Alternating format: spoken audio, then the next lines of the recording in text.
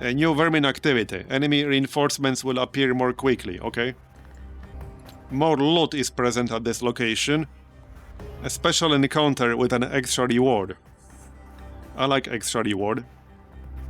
Grenades have a chance of malfunctioning and stunning the enemies instead of dealing damage. Well, a stun is still useful. So maybe that's not that bad. Another special encounter here. Lightning balls that can damage characters appear in the area. Okay. Okay, I suppose we can do this special encounter. That sounds fine to me. Don't see why not. Alright. Alright. So, let's see. A bit of a change of scenery, that's good. I assume we'll maybe see some new types of enemies here. This is the first mission of Chapter 2 now. We'll see.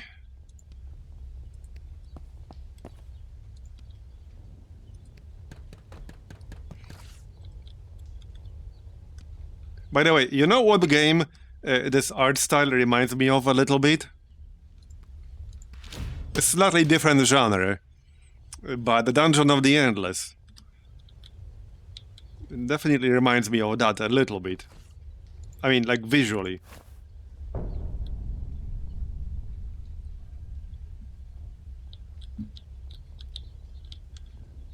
Okay, where's the exit? Over here, alright.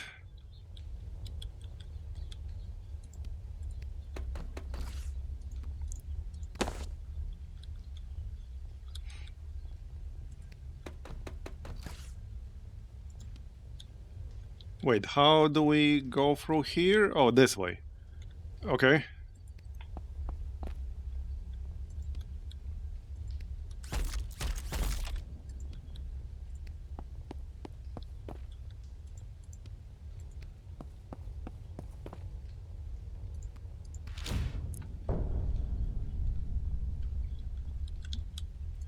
Knock knock.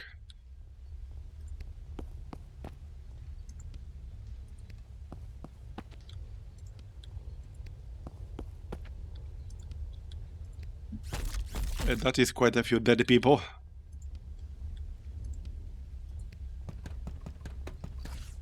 Alright.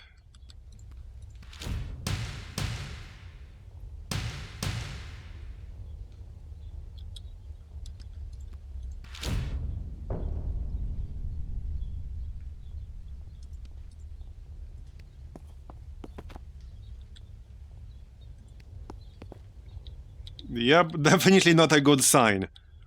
It seems a larger fight took place here. What gives you that idea?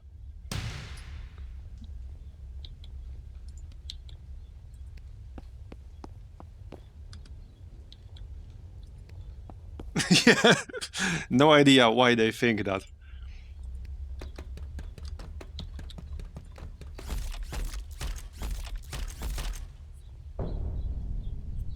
Clearly, it looks like a perfectly normal street.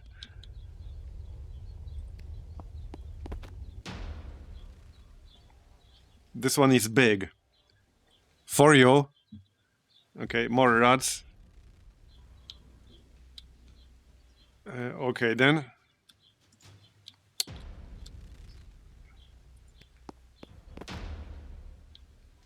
I suppose we could set up an Overwatch party.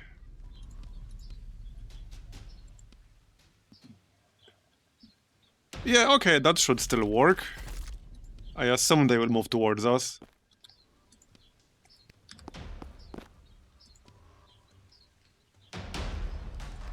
Should have stayed one tile back here. Okay, but Overwatch.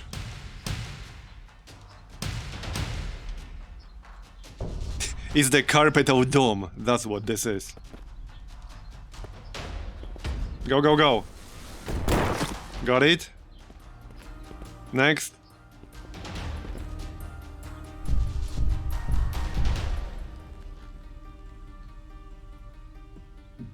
Okay.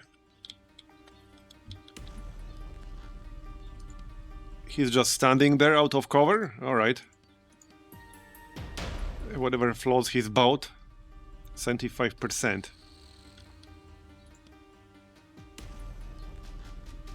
Okay, let's set up support on the left. Something like this.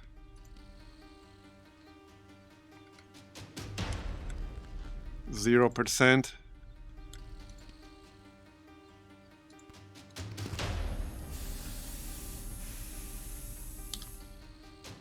Okay, that's better. 100. And we can shoot the rat ogre. Hold on, hold on. Am I close enough for the katana? Wait, view map. Oh, right, that's the big map, right.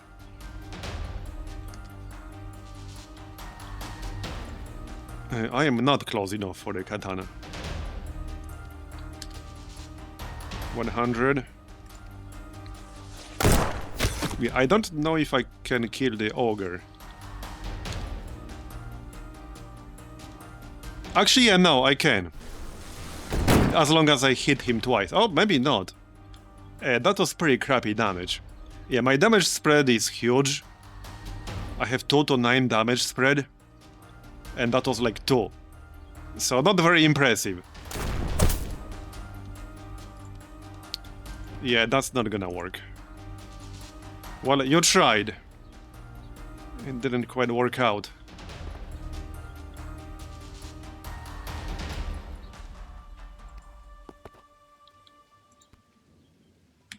Okay, Overwatch for you. Not much else I can do, really. Let them come. Got one? I don't like that ogre too much. He didn't do much. Well, now we can kill him. No problem.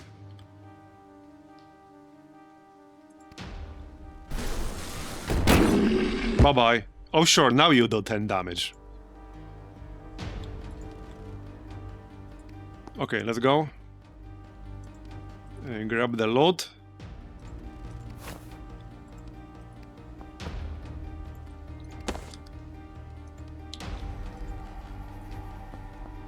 I assume there are more rats in the area. Oh yeah, there's something in here, a rat.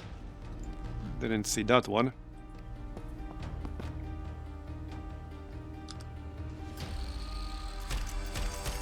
Will he just stay in there or what? He's chilling.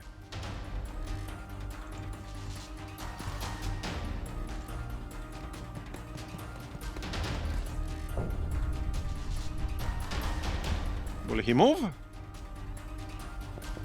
Yeah, he will move. Almost got it. Hey! That's rude. He hit me through cover as well. Self-repair.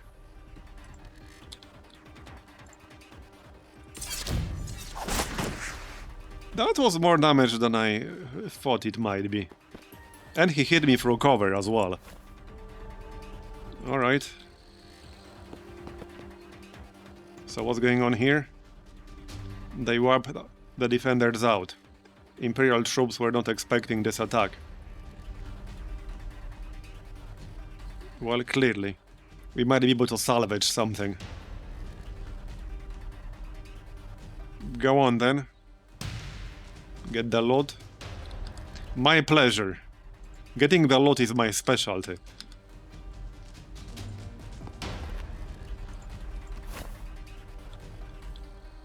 Except when we find nothing. Yeah, so I'm at 4 HP on the bot. I need to be careful with that. That could have ended poorly.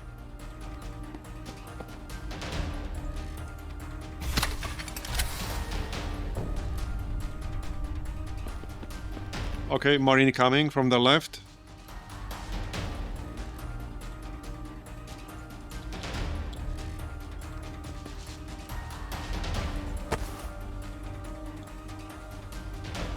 He won't be needing it anyway. True, true.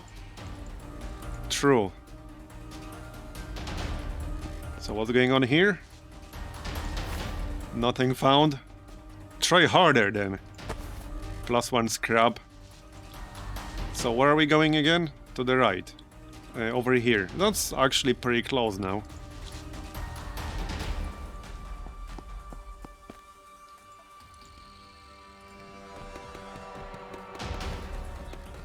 Okay. Well, they're coming.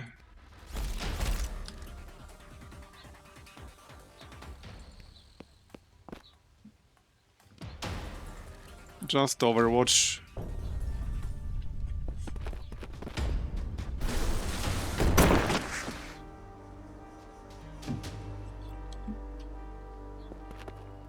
Oh, that's new. No, that's old. Okay, I thought that's new for a moment. That's just the bomber from around the corner and the rat ogre. Alright then. 4 to 5 damage, so not enough. 4 to 7 damage. A 27% chance to crit. Okay. Let's take a shot with Tilly. That's 2 to 7. Okay, nice. Now we can finish the job.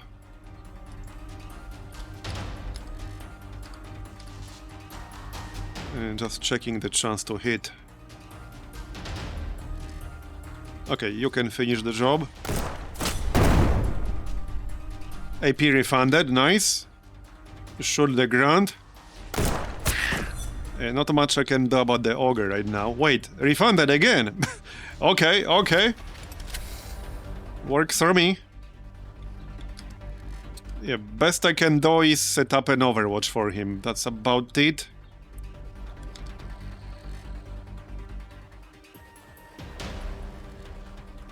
Okay, let's hide in this side room. And then we can set up Overwatch behind the crate.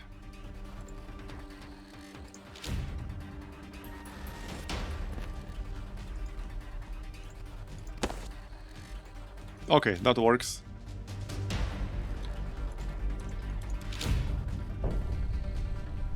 I assume he will move. More rats.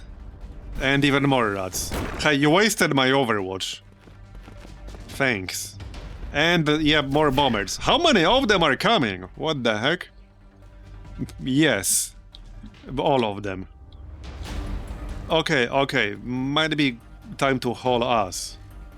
That's what I'm thinking. Yep, I think it's time to haul ass.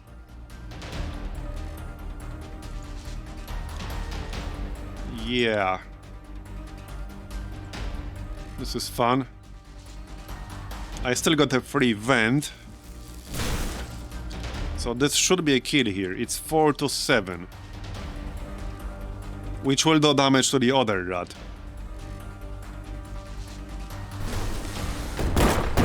There we go.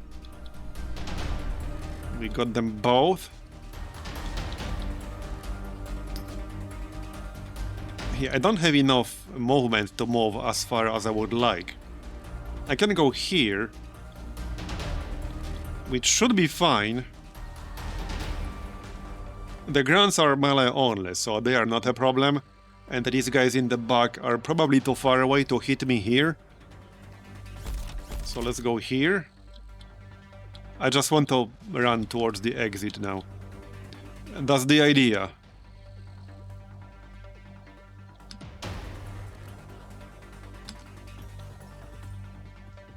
I could still set up Overwatch though.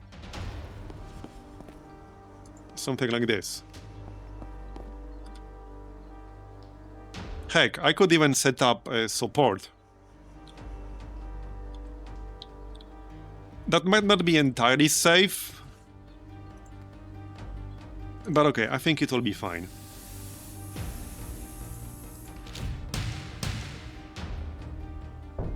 This should kill something. Probably the two grunts in the front. So the least dangerous enemy, but still. Warcry. Okay, that's a new rat type, I think. Or that's the commander, I think. Yeah, I think that's the commander, actually. Okay. Good shot. Now what? 80% to kill the ogre. Yeah, I'll take it. Got him. Now we can keep moving. So move into cover.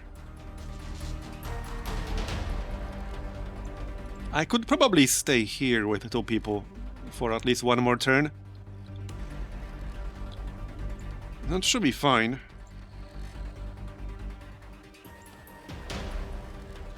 Okay, that should be fine. Let's just do that.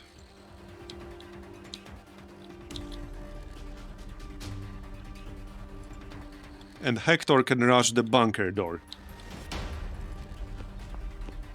Just to start opening it. Oh, they're here? More enemies? Okay, that's kind of bad. Yeah, that's not great. They are still quite far away, but that's not great. I might need some grenades soon. Yep. Okay, Overwatch.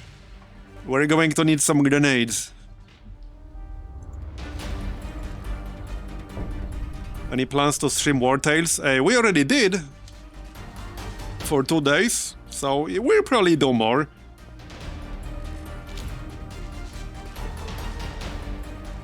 But yeah, we had 2 War Tales streams already, and I actually have a video up on YouTube too. But yeah, we'll probably do more. I wanted to check this out, because this is quite a good game.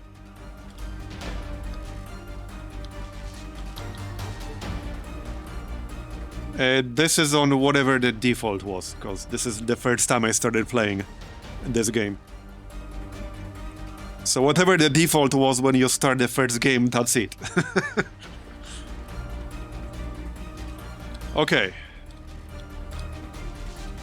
Let's see. I need to move closer to the exit here. I still haven't started opening this. So...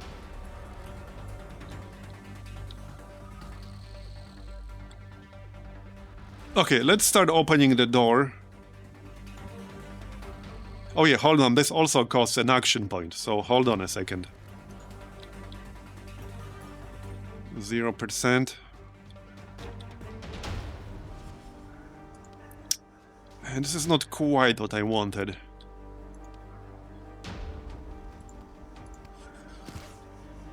This might be a good moment to use Taunt. That's actually what I'm thinking. Either now or on the next turn. Next turn might be better.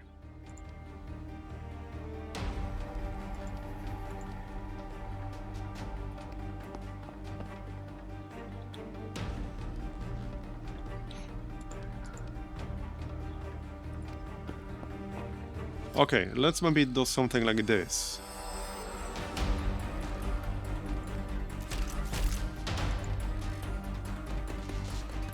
No need for taunt yet, so just support mode. I would start opening the door, but I'd rather move into cover instead. Then again, they are really far away, so I might be okay. It's hard to tell. Okay, let's start opening the door, because that will take 5 turns. And then Overwatch on everyone on the left. Hopefully we'll kill something. I don't know who they will prioritize. Okay, that's fine. Yep, that's what I wanted. That's good.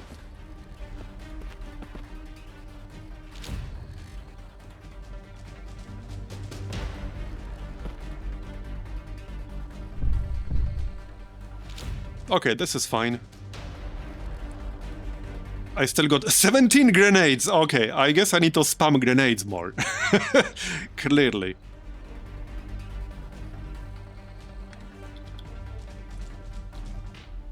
Alright, I still have 2 uses of extra effort here. Might be a good time to use that. Now I can also use Intimidate for that taunt. Yep, that would be a good moment to do it.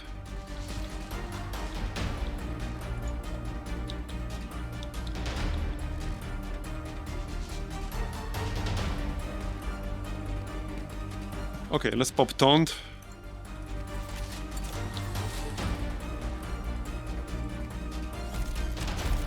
And hopefully we can get some kills with that.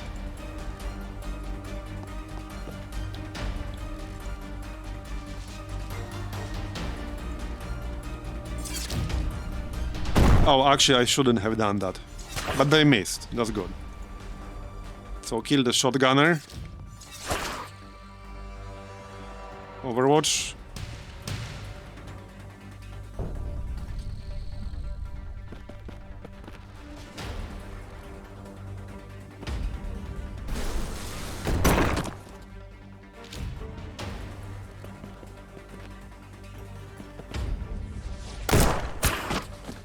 Nice one.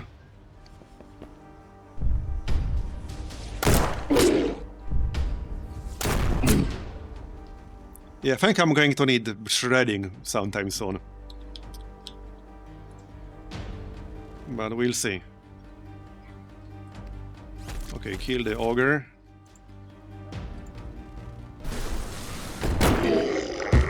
This was a little bit trickier, but we got it. Well, not yet, but the hard part is done.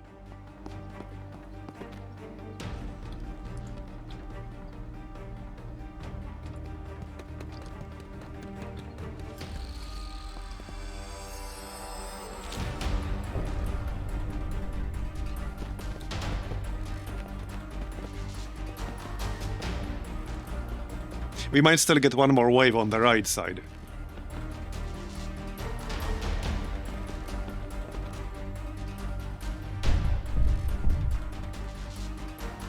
Alright. So 2 more turns.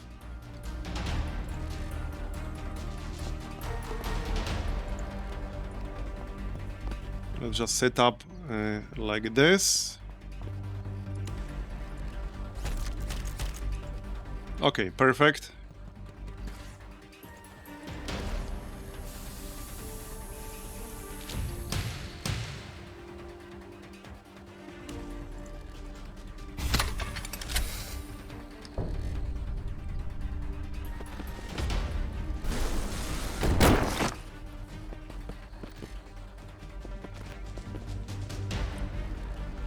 That is quite a few rats.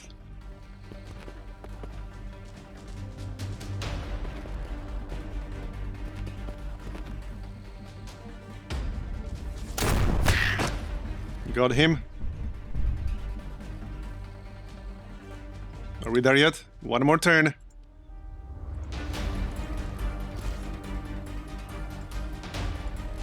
Now we can just hide behind the wall. Okay, Overwatch in case something actually shows up.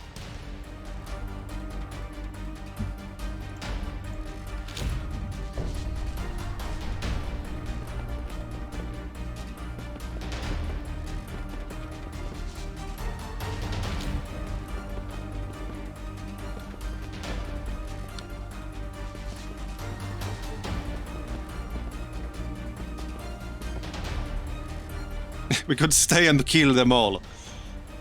No, let's not.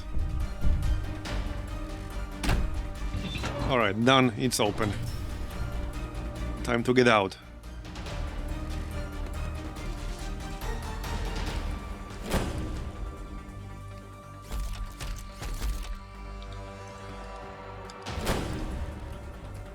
Go, go, go. Don't get left behind.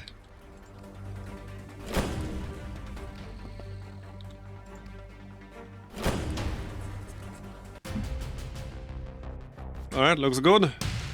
Is that level 6? Yes, it is. So, for level 6... Let's see.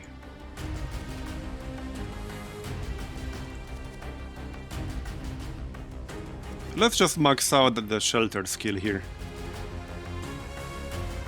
More chance to hit won't hurt. Next. Okay, katana.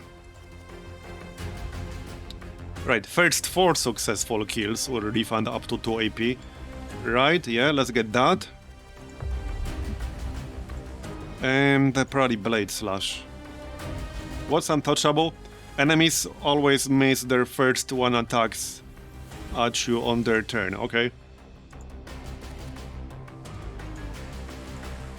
I think I'd rather max out Blade Slash first. So does that.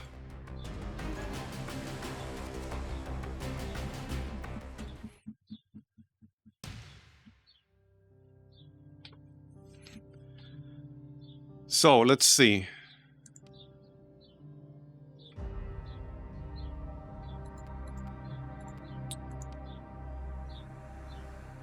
We can heal this up with food, so no need to spend action points.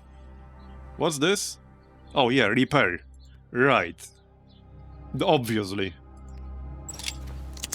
There you go.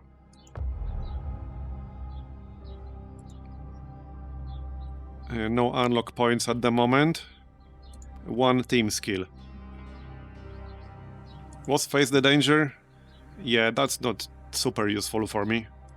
I guess I could get more health. That's really the only option I got right now. Unless I can get another unlock here. Unlock point, I mean. Probably not right now, no.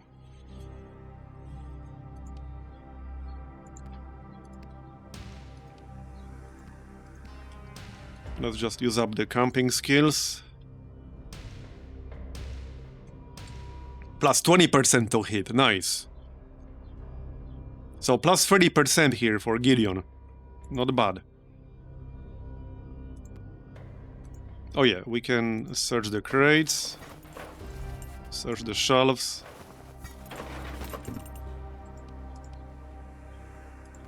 And just the rest, I suppose. Yep. Get that crate bonus.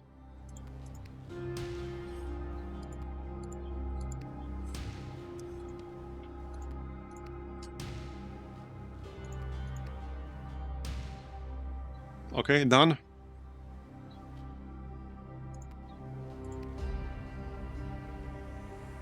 So you will get 1 food. Let's just save it 2 food.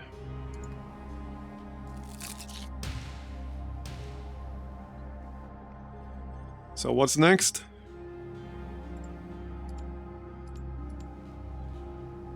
Oh yeah, destroyed mines.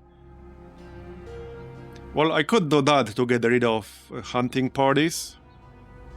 That might not be a bad idea.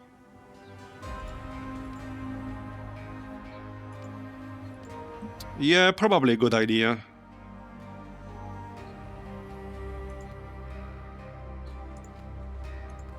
Okay, let's do that then. You know, I actually never played Mordheim.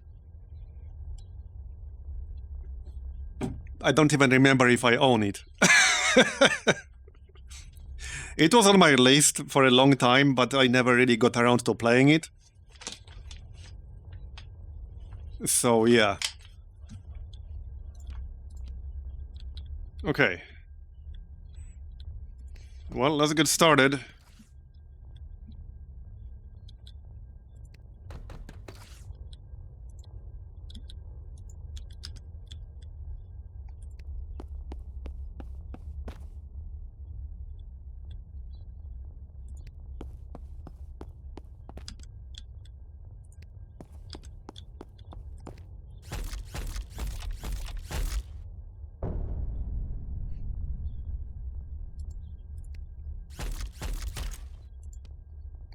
Hello?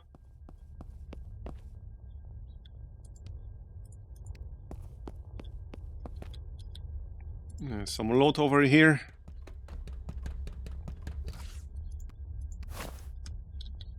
Or not. How far away is the objective? It's over here. It's quite a way.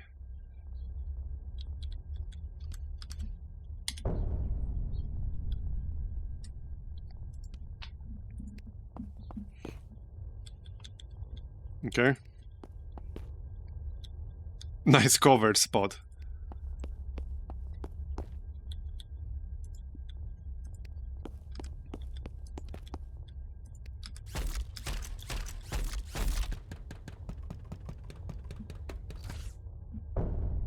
I need one more level up for the bot to get +1 range on support mode. That's going to be really strong.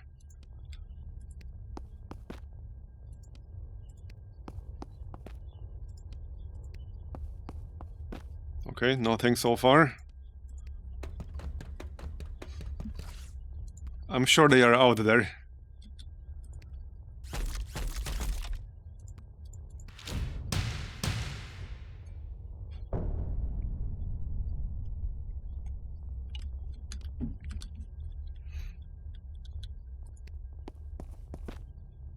Still no trace of the vermin.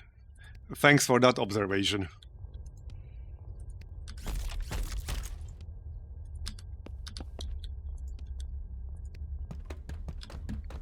Don't worry, they will show up soon enough.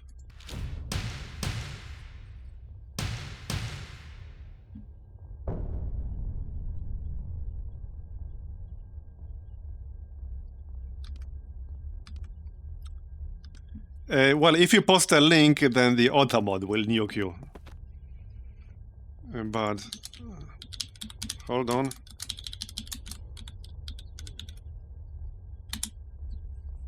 There. You can post one.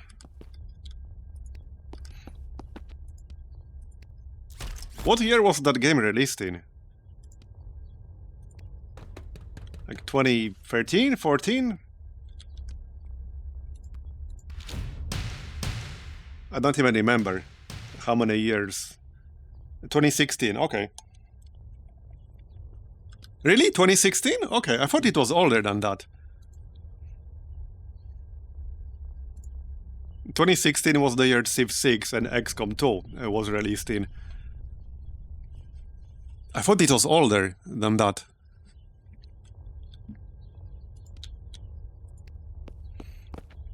But yeah, you know, funny thing is, I don't even know if I own it. I would have to check my Steam library. Because I have a lot of stuff in there.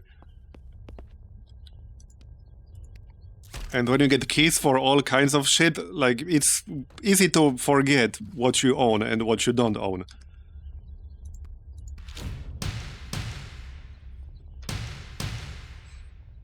Yeah, sometimes I forget, like, I even bought something. When I bought some game on Christmas sales or whatever it was, and then I forget that I even own it.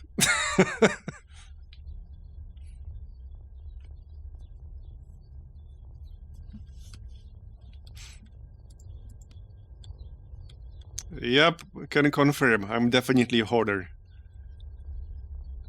As far as my Steam library goes, at least. Snipers. Okay. Sounds bad. Let's see. It might be best to back up. Okay, let's back up a little.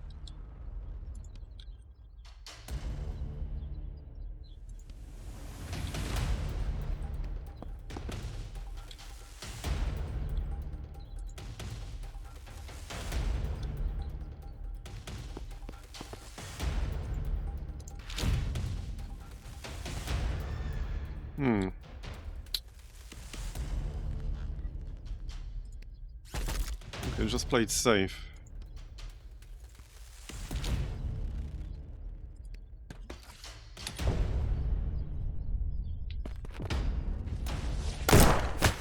That's one down.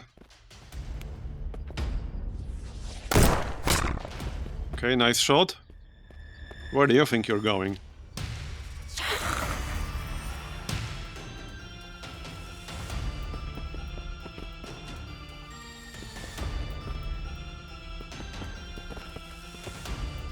Okay, hold on. That's a bit too many. That's like 10 of them? 3, 6, 7, 8, 9. That's 10 rats. Okay. Sounds like a good moment to use katana combo. It's 6 to 8 damage. Okay, that's perfect. Let's use that then.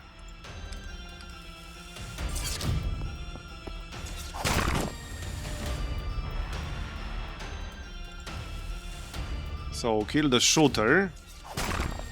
Oh no, didn't kill him. That's fine, we still can. There we go. And then I can kill the one in the back. And move into some kind of safe spot.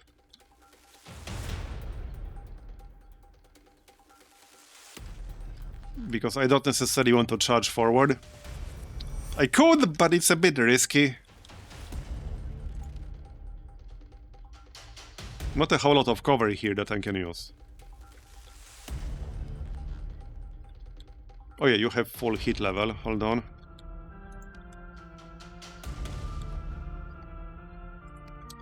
If I hit the Plague Bearer, I could kill him with the katana.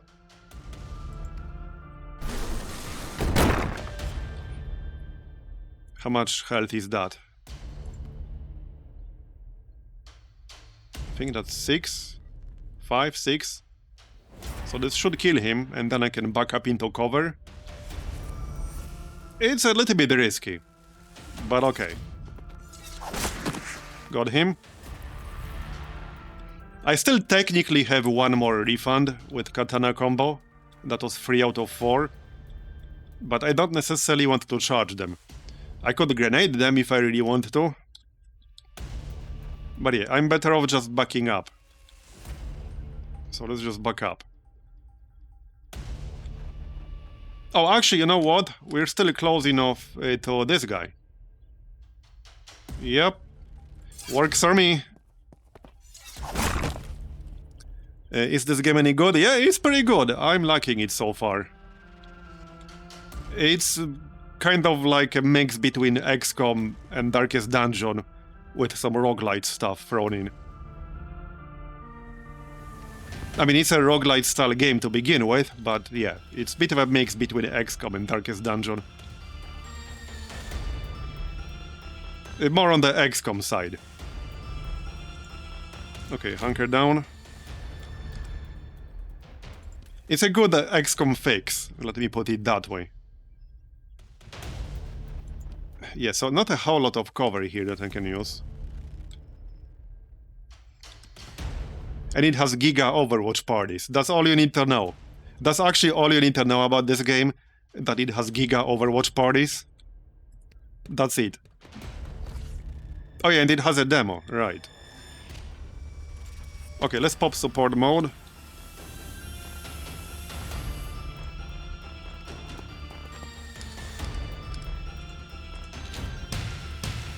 This should work out.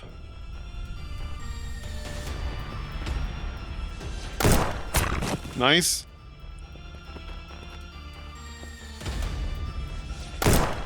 Very nice. 2 shots and 2 kills. Okay, 3 kills. I think we're out of shots now. He didn't even hit me. Okay, so we took no damage. Let's see now.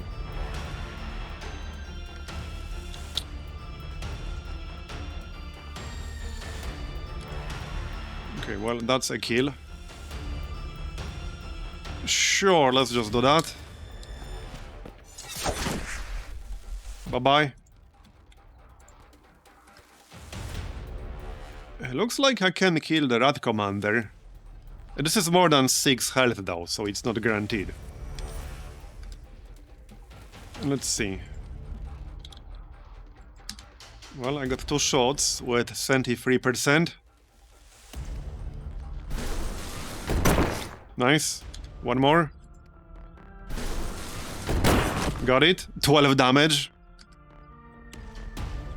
And we can slash the commander. That might not kill him. I do have a follow-up, if not. Okay, go, go, go. Yeah, okay. He had 8 health. So I need to finish him off.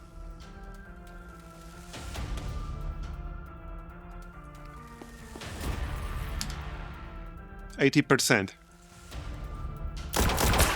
Got it. Nice. Well done.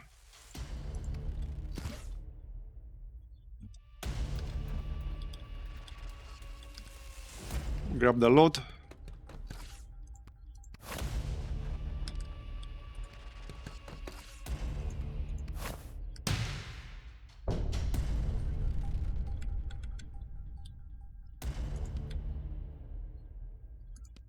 Okay, more loot. How's the hit level?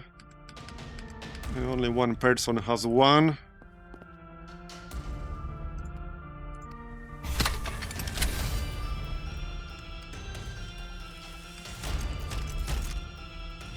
How far away are we? We're pretty close now.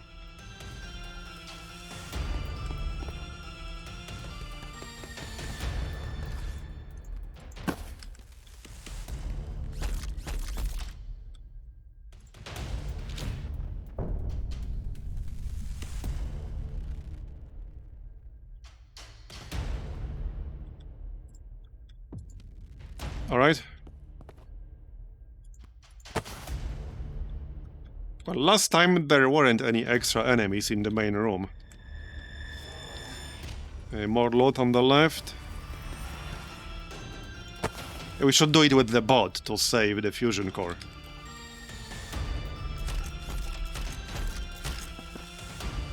Katana combo is up again.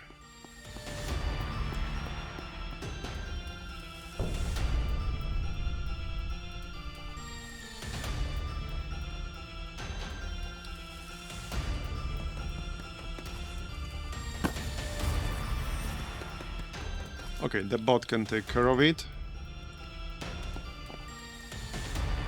So I assume the exit will be... Yeah, I assume this is the exit. Or this. Alright. More loot in that side room.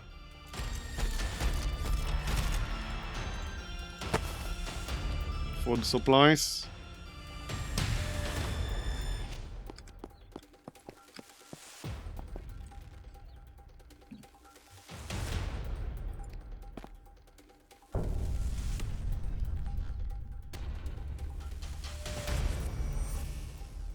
Come on, let's go, buddy. Time to blow this place up. Okay, so that will take 2 turns. And then we can go this way.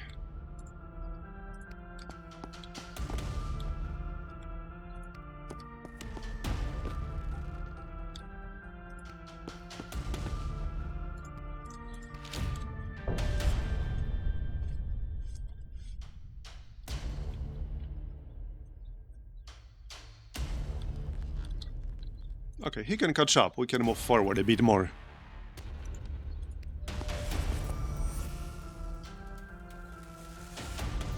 Oh, did we find the rats? Yep. Okay, that is quite a few. This is a good moment for Overwatch party. Yep. Overwatch party it is then.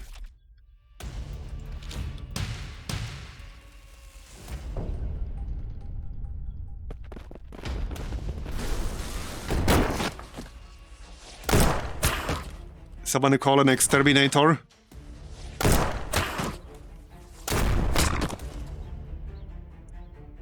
Good shooting.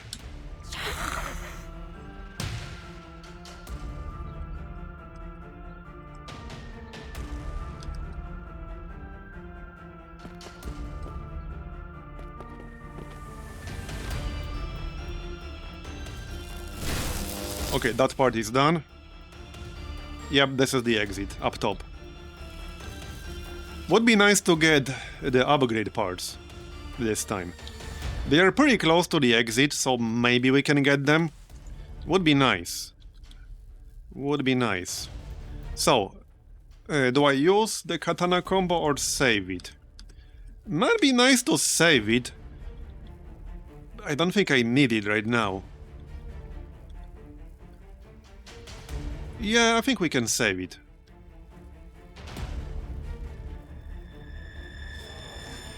Hold on.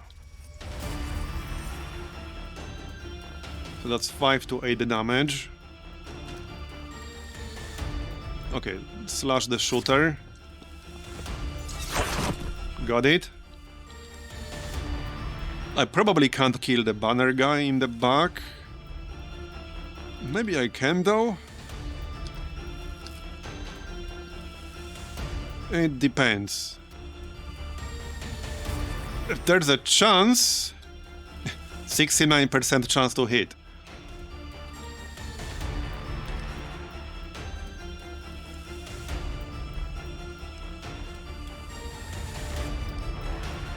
Yeah, just don't want to waste katana combo if I don't have to, because that has a pretty long cooldown. But at the same time, I don't want the banner guy to shoot me. So...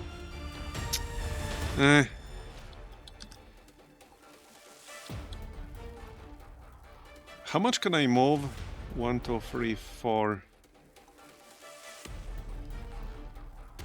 Okay, he should be close enough. I think we can kill both. This is 6 to 8 damage.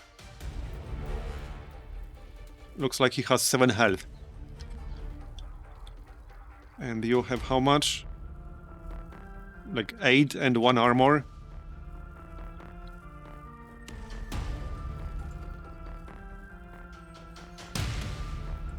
Okay, so I need this to be a killing blow.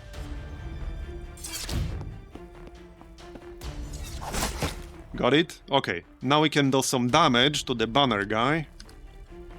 And then kill him with the katana. I just need to not miss. 69% chance to hit. Yes, you need to leave before the timer runs out. Yeah, okay, I missed him. Yeah, I think we're still fine, actually.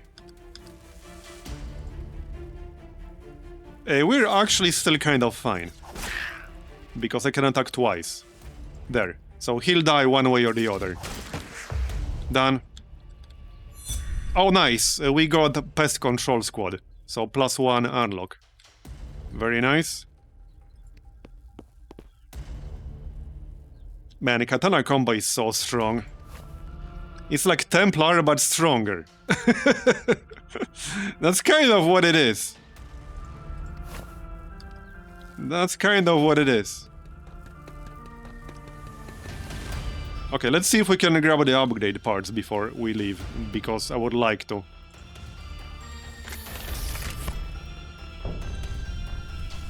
It's less about the timer and more about how many enemies will show up. At least in this specific case. Yeah, so let's just send the bot forward. He needs to get started on that, and others can grab the loot. Let's not get too greedy here.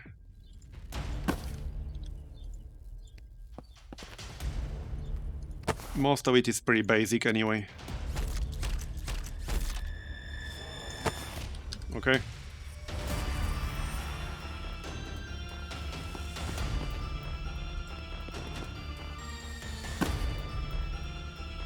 Looking good.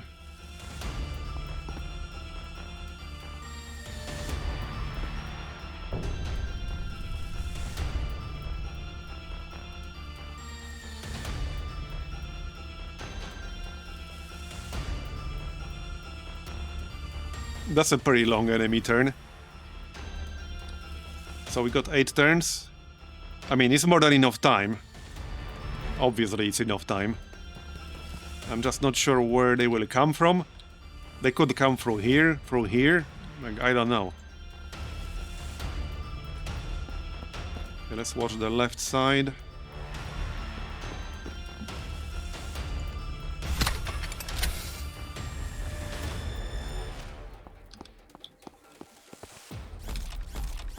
All right.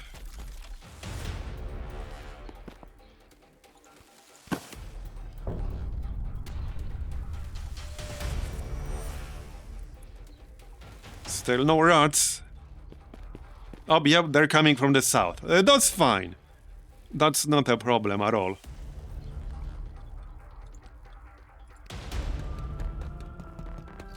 I was more worried about a group spawning up here or up here. There we go, got it. +2 upgrade parts, and now we can leave. And just set up an Overwatch party first.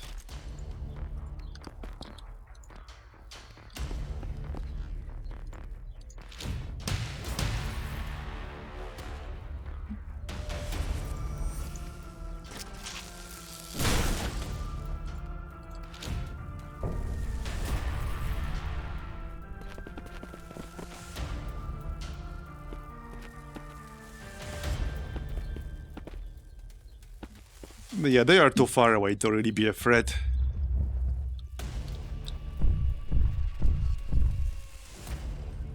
Alright.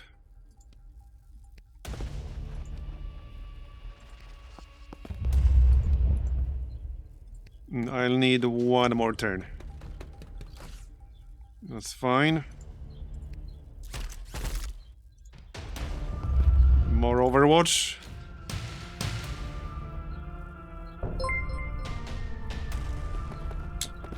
Hey mobs. Hey Hey Chandler, thanks for 31-month resub, appreciate it.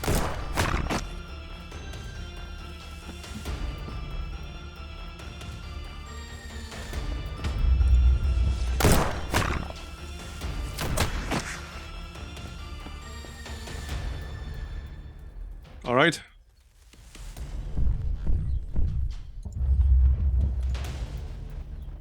And now we can leave. I might as well grab this loot on the way. Or not. Nothing found. Have you tried blocking harder? Alright, let's go. So this will allow us to remove one of the events. Basically dark events, because that's what they are. They are basically dark events.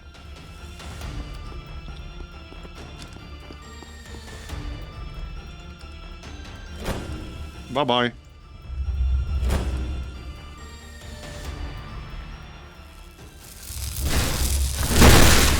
See you, Added Ompt. Thanks for coming.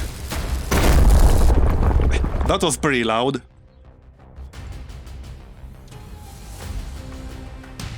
Got a level up.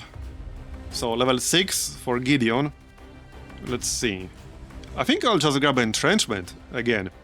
Plus 45% chance to hit. And plus 30% crit chance if you did not move last turn. That's kind of nuts. Yeah, that's kind of insane. Heck yeah, I'm getting that. Why wouldn't I? Okay, so we have one unlock.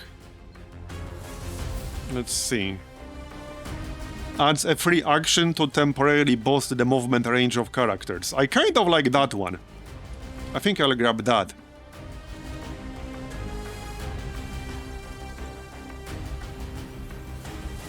Yeah, let's get that. That will definitely be useful.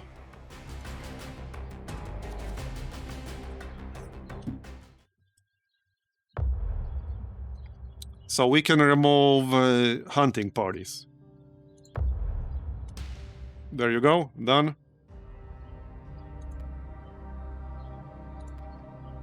Yeah, so now we can get run. View all levels. Every character receives a free action that increases their movement range by 3 for the current turn. The action can be used 3 times per combat. Right. That's level 3. Okay. Sure.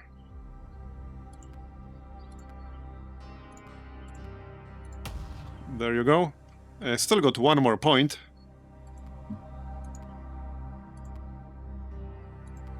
More health might not be a terrible idea. Or just more run. Okay, one more into run. So now every character will receive a free action that increases their movement range by 2 for the current turn, and it can be used 2 times per combat. That will come in handy for sure. Upgrade parts. So I might just improve aim here. Hair Trigger is a really good upgrade too, though. It's plus 30% chance at max level, plus 20% chance at level 2.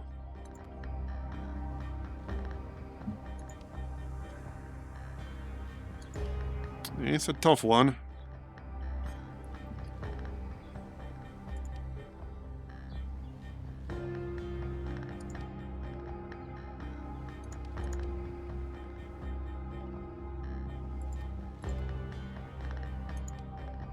Okay, let's get some aim.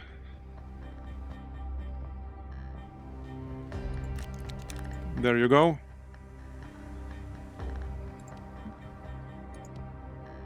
And we got a little bit of stress now, so we can use propaganda talk.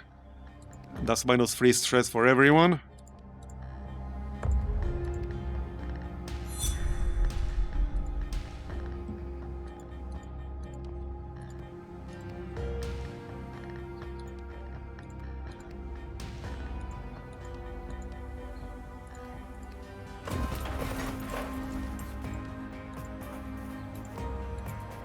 Okay.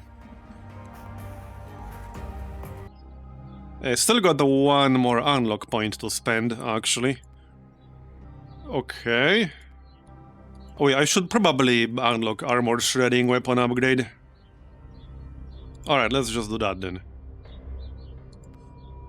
Okay.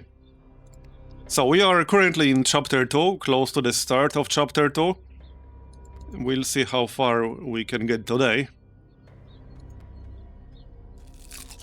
Yeah, Valen won't be pleased. Well, I mean, should be pleased with the fact we have so many that we haven't used. But we will definitely use them. Alright, so... I guess I don't have much of a choice, I have to go here. Longer distance. It will take more time to reach the exit. And special loot. I like special loot. Alright, let's do it then. Everyone will get 5 grenades each.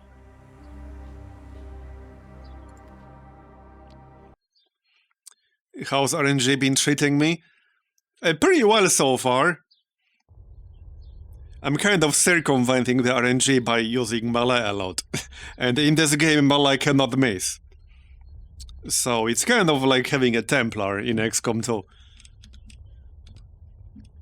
There are also a few different ways to boost your accuracy, so you can get pretty high chance to hit.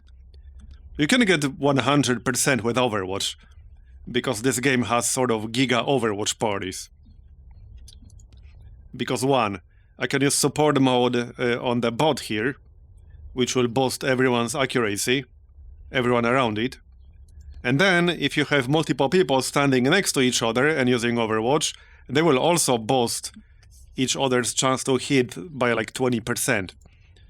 So you can get pretty damn high chance to hit with Overwatch. It's the best kind of Overwatch party. The one you pretty much can't miss. Or almost can't miss. Anyway, we got some rats here right away. Okay. Snipers apparently. Not the best spot ever, but I think we can make it work. Yeah, so speaking of Overwatch parties, here's what we can do.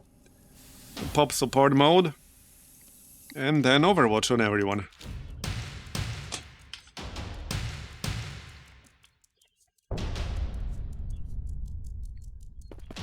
Watching the stream while painting your nails. Nice. Alright, here they come. One down already. Yeah, see, that was 100%.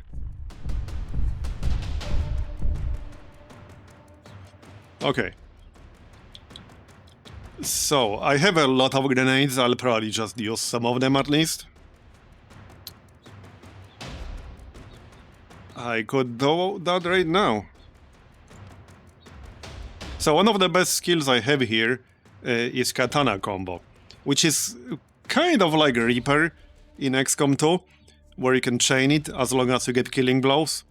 Unfortunately, I'm a little bit too far away right now.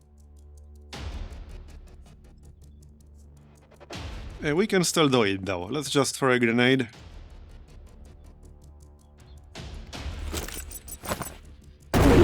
There we go. Then I think we can kill them both, no problem. I might have to move a little bit closer.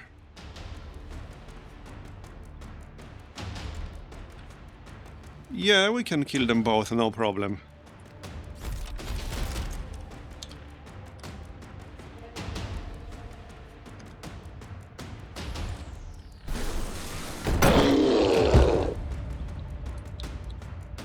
I like some of the ideas in this game. It's been pretty good so far. Okay, that's a bit too far away.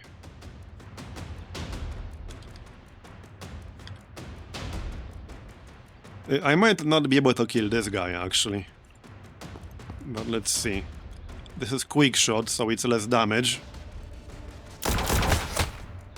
There you go. Yeah, now I could use extra effort to give someone an extra action, but that would be a waste. It's just one guy, it's not that big of a deal. I guess we'll just Overwatch in case he decides to move closer.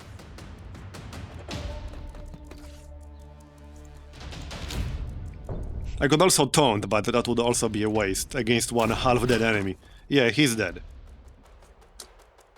Alright. Let's go grab some of the loot up here. So this area is supposed to be longer.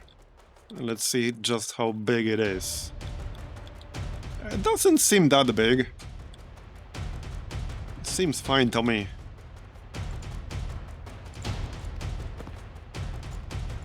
Alright, grab the loot.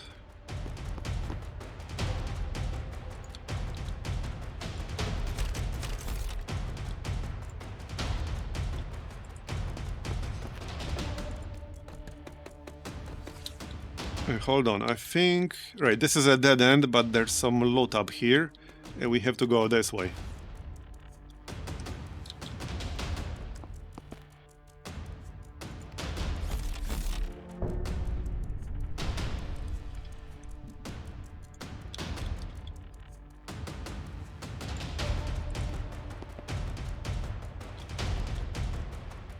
You completed the run yesterday and unlocked all characters. Some of them I'm going to enjoy a lot. Good to hear. I'm already enjoying some of them a lot. Like the katana combo one.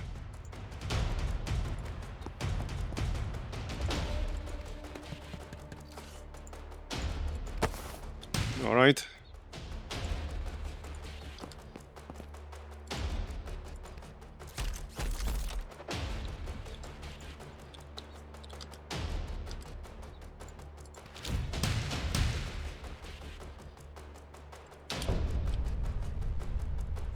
We need more games like this. Especially with XCOM 3 being nowhere in sight. I hope we'll hear something about it in the next year or so, but we might not.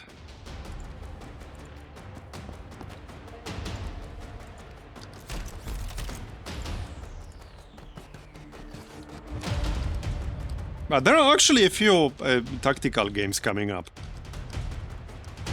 Hopefully at least some of them will be good. Because clearly the demand is there.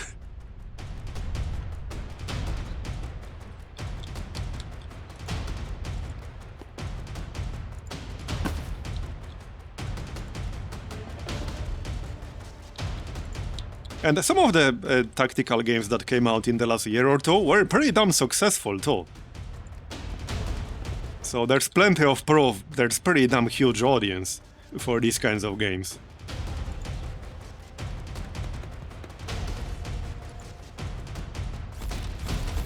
So we have the demand and now we just need more supply.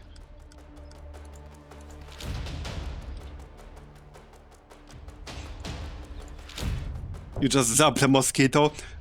So far I haven't seen any mosquitoes over here, fortunately. Because I hate the bastards. I'm sure they'll show up sooner or later. Yeah, the King Arthur one was really good. I got like solid 70 hours out of that one. And it has some decent replayability as well. So we definitely need more games like that. Alright, we want to use this right here with the bot. I guess we're going this way.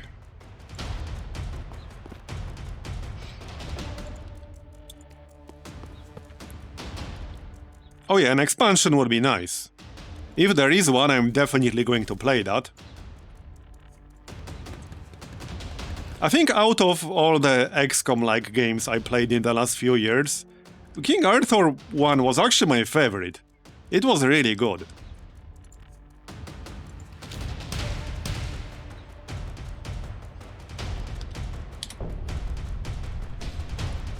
It also didn't really like copy any other games' mechanics.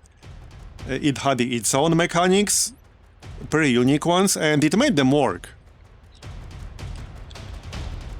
I had very few complaints about it.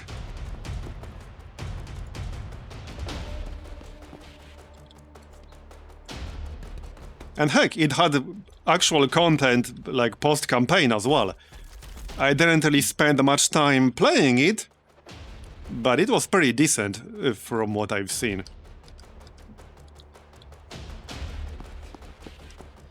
So I mean, not only I got 70-80 hours out of it to finish the campaign, but I could have continued playing even longer. Anyway, we got the rats. And that was a little bit unfortunate. I guess I could set up Overwatch here. Okay, they will go past this corridor. So let's just pop Overwatch here. You're probably too far away. Maybe not, actually.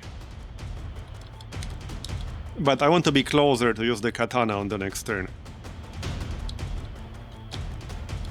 Yeah, you can Overwatch too. Okay, that'll do. Let's actually go into support mode here. Okay.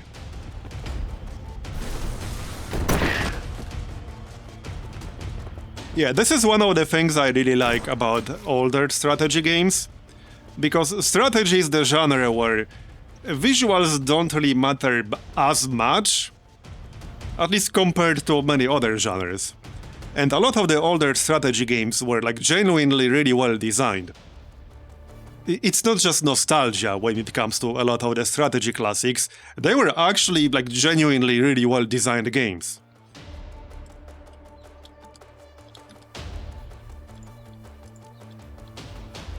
Alright. So this is a pretty good target for a grenade here. I got so many grenades, I might as well use some of them. I'm getting them faster than I can use them. Okay, hold on. If I move too close, I'll pop the Overwatch. Which I don't necessarily want to do. Obviously, I don't want to melee the bomber.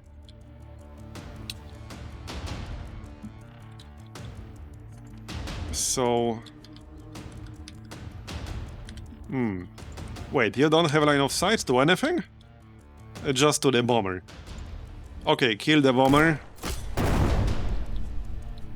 Now what about these guys?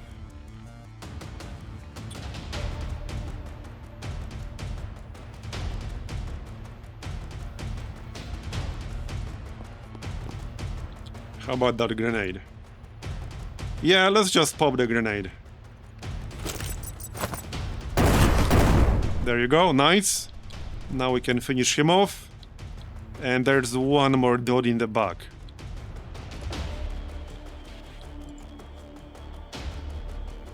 %. Let's just stay as far away from this guy as possible.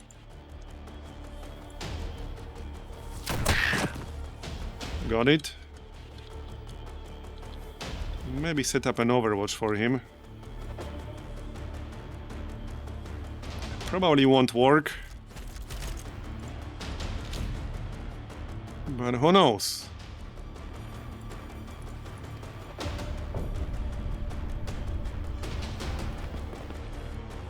No, it won't. Okay.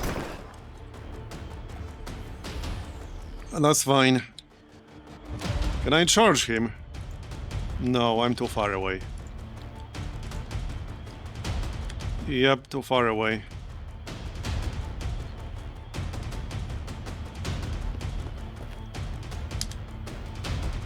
%56%. Yeah, that won't do much.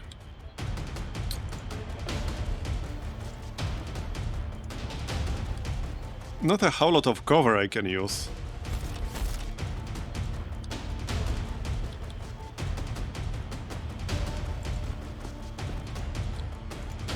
Alright, let's just wait for his move.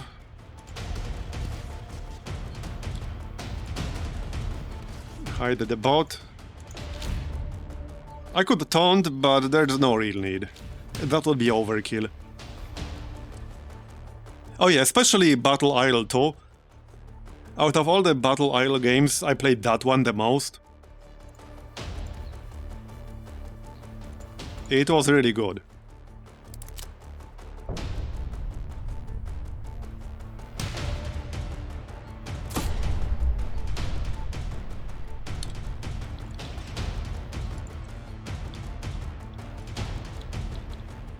Okay, so he didn't do a whole lot.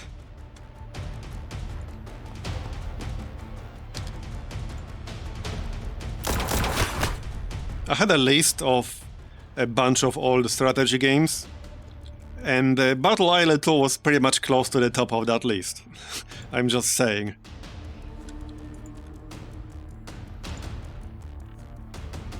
But there were a few more obscure games on the list as well. Okay, can I finish him off here?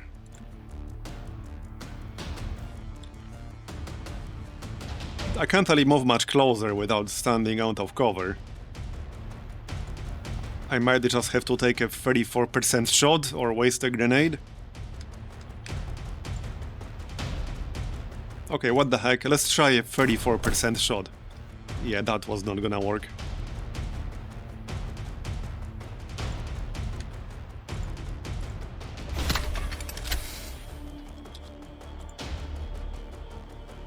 Oh yeah, hold on, this will actually kill him, maybe. Yep, got it. Nice. Let's move on. Grab the loot.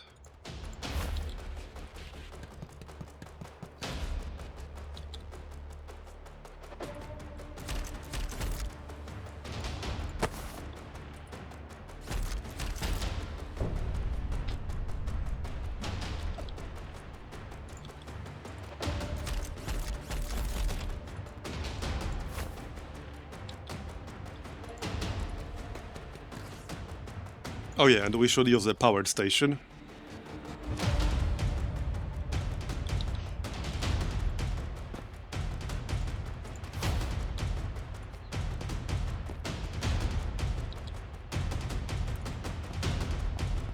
One of the games that's coming up in, I don't know, probably the next year or two, that is currently in development, that I got some hopes for, is Sins of a Solar Empire 2. I played the first one a lot, and it was a pretty unique game. Like, it's not really comparable to anything else I played.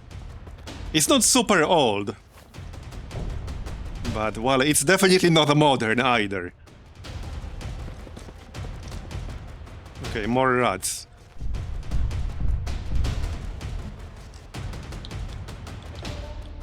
I used to play it with a friend a lot. Okay, so my bot is busy at the moment. Not a whole lot of cover I can use.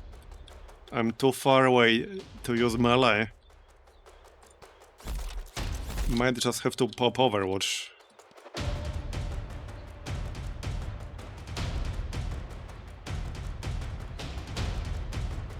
I could hit 3 of them with a grenade. Yeah, but then I'll be completely out of cover.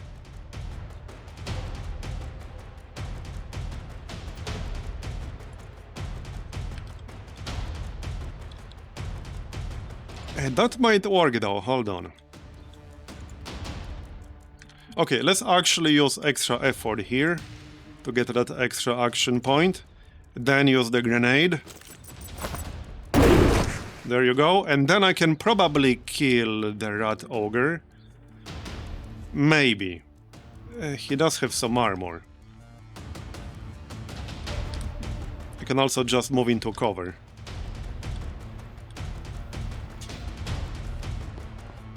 This seems to be in range.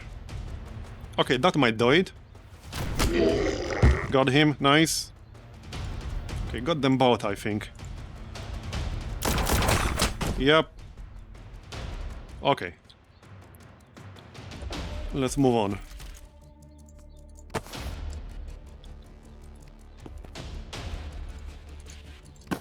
I'll take that.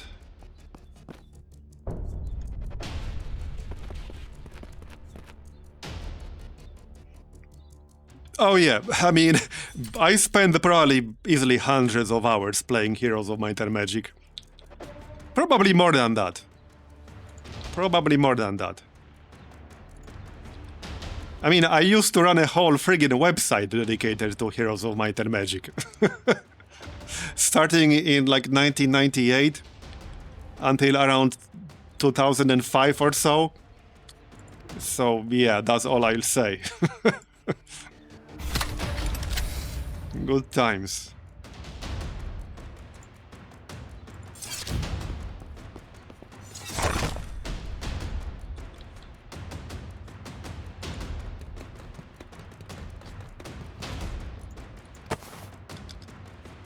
All right.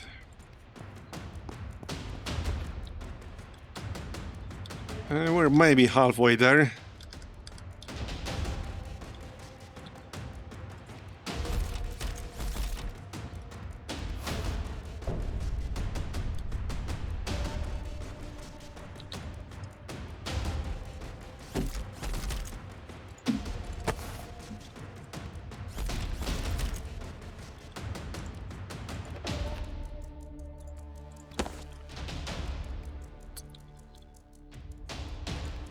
I'm familiar with Supremacy, but I never really played it much, so...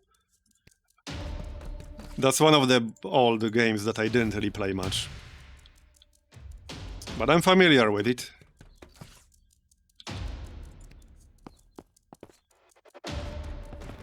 Alright, more loot. There are also a bunch of games that I played a lot, but I just can't recall the titles. But if I saw a screenshot, I would recognize them right away. I just forgot the titles.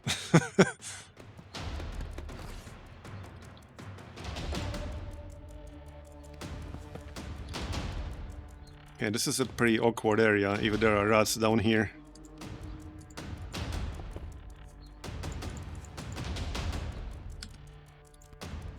Oh yeah, vent.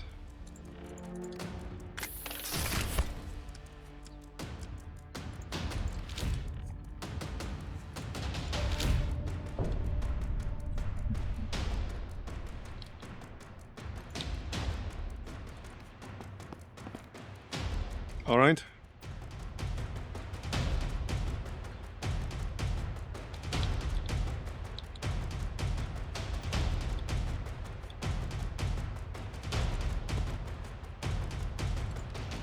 Yeah, I'll just let them come.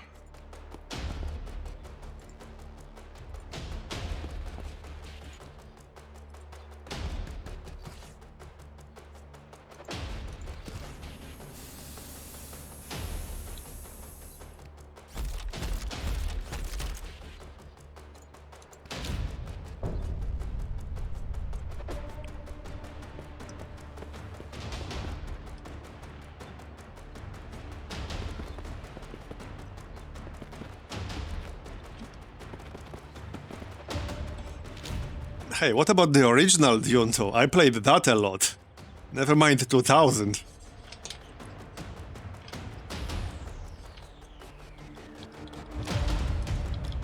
Alright. Might be best to just let them count, to be honest. The Giga Overwatch strategy has been working really well so far. I see no reason to stop. Yeah, let's just Overwatch.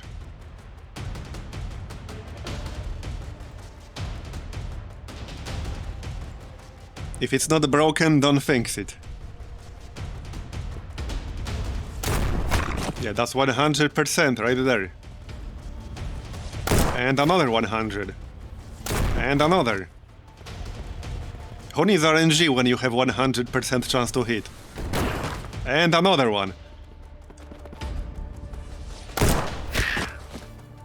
Oh yeah, there are plenty of great strategy games back in the day. Way too many to list. Like, way too many to list. Okay.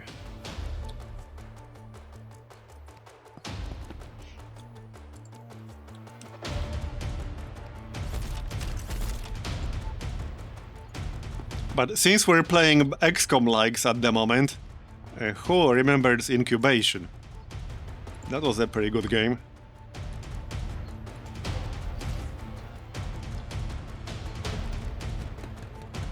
Alright, support mode again.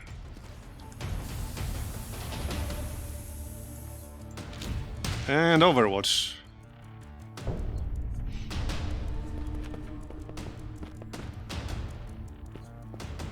Okay, we got more coming from the left.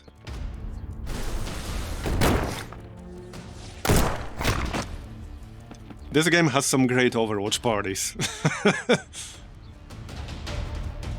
Okay. I could just wait here.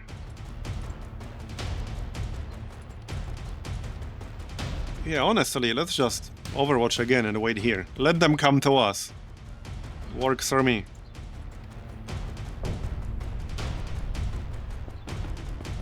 Honestly, this strategy might be a little bit too strong. Considering you can basically get your chance to hit to 100% like this.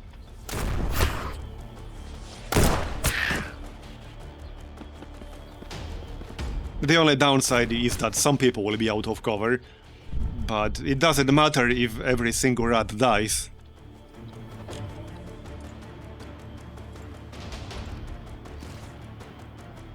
Alright, let's move on.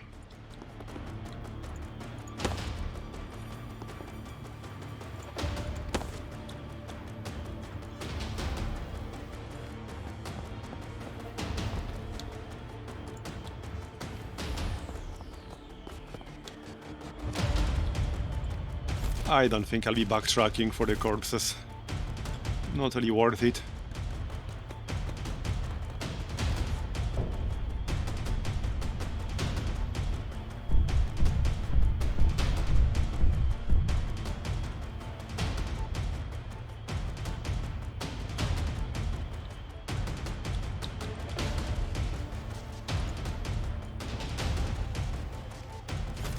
On hard, if you consider that Dev is going to nerf some abilities already, Overwatch spam might be the only viable thing left. Well, it's definitely a very strong strategy.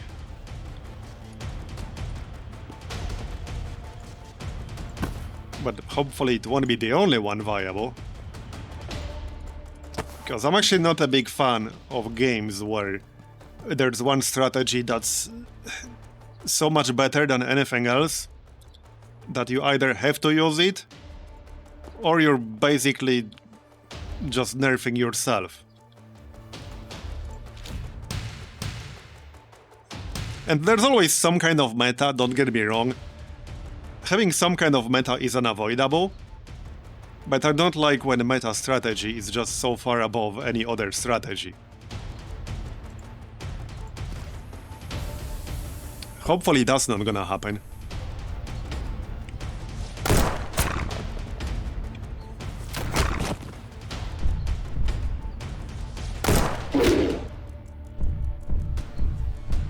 Take XCOM 2. There are quite a few good strategies in XCOM 2, a lot of good builds. There's more than one way to wreck the aliens in XCOM 2. And some people have very different opinions on the different classes, at least in vanilla XCOM 2. So I like that. Okay, what's our chance to hit here? 0, because I don't have line of sight. Let's just slash him. Alright, that'll do. Well, there's always some kind of meta. It's just unavoidable. It's unavoidable, unless you have basically one single class with like a few abilities and you always have all of them. But as long as you have some kind of choice, having some kind of meta is just unavoidable.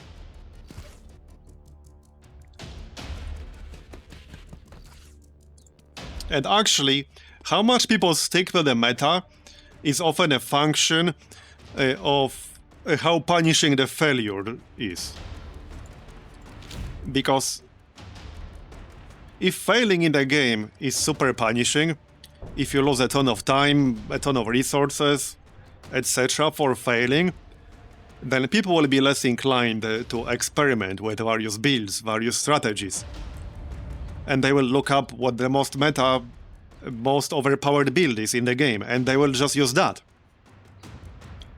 So the more punishing the failure, the more people will lean towards just copying the meta of the internet. At least that's how I see it. I'm pretty sure it's true. Both in single-player and multiplayer games. So the harsher you get punished for failing, the more you'll be likely to just look up whatever the strongest build is at the moment and simply use that. I've seen that in so many different games.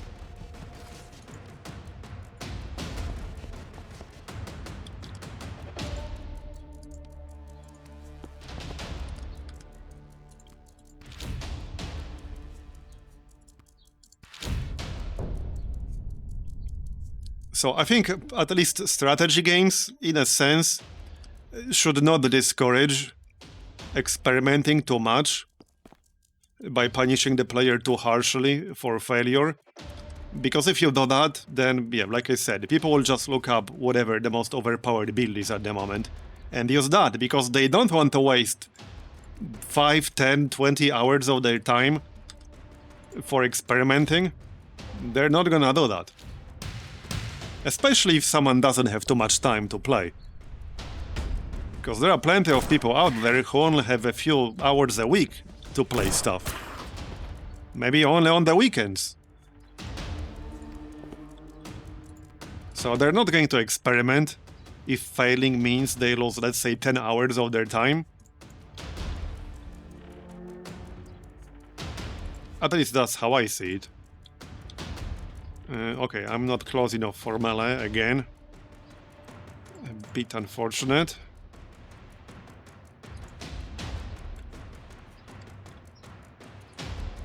No need to use a grenade here. Well, okay. Hold on. Yeah, no, we will use a grenade. Change of plans. This would be a good moment to use Intimidate, actually. Or Taunt, rather. Same thing. Yep, that's the perfect moment for that. Let's go with that then. I'm just going to hide first. Totally not an overpowered ability. Yep, not at all. Perfectly balanced. Nothing to see here.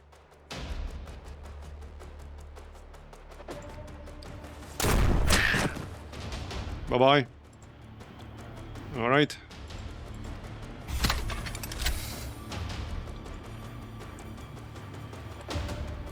Might be best to just Overwatch, actually. Alright, Overwatch. Let's see if we can kill all of them in one turn. It's two full groups, so maybe, maybe not. Probably not with some grenades. Or without some grenades, rather. Nice shot.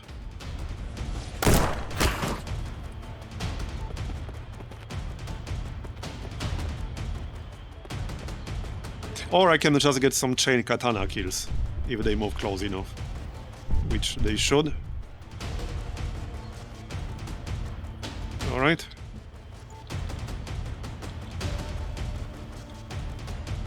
Wait, are there only 4 left? Interesting.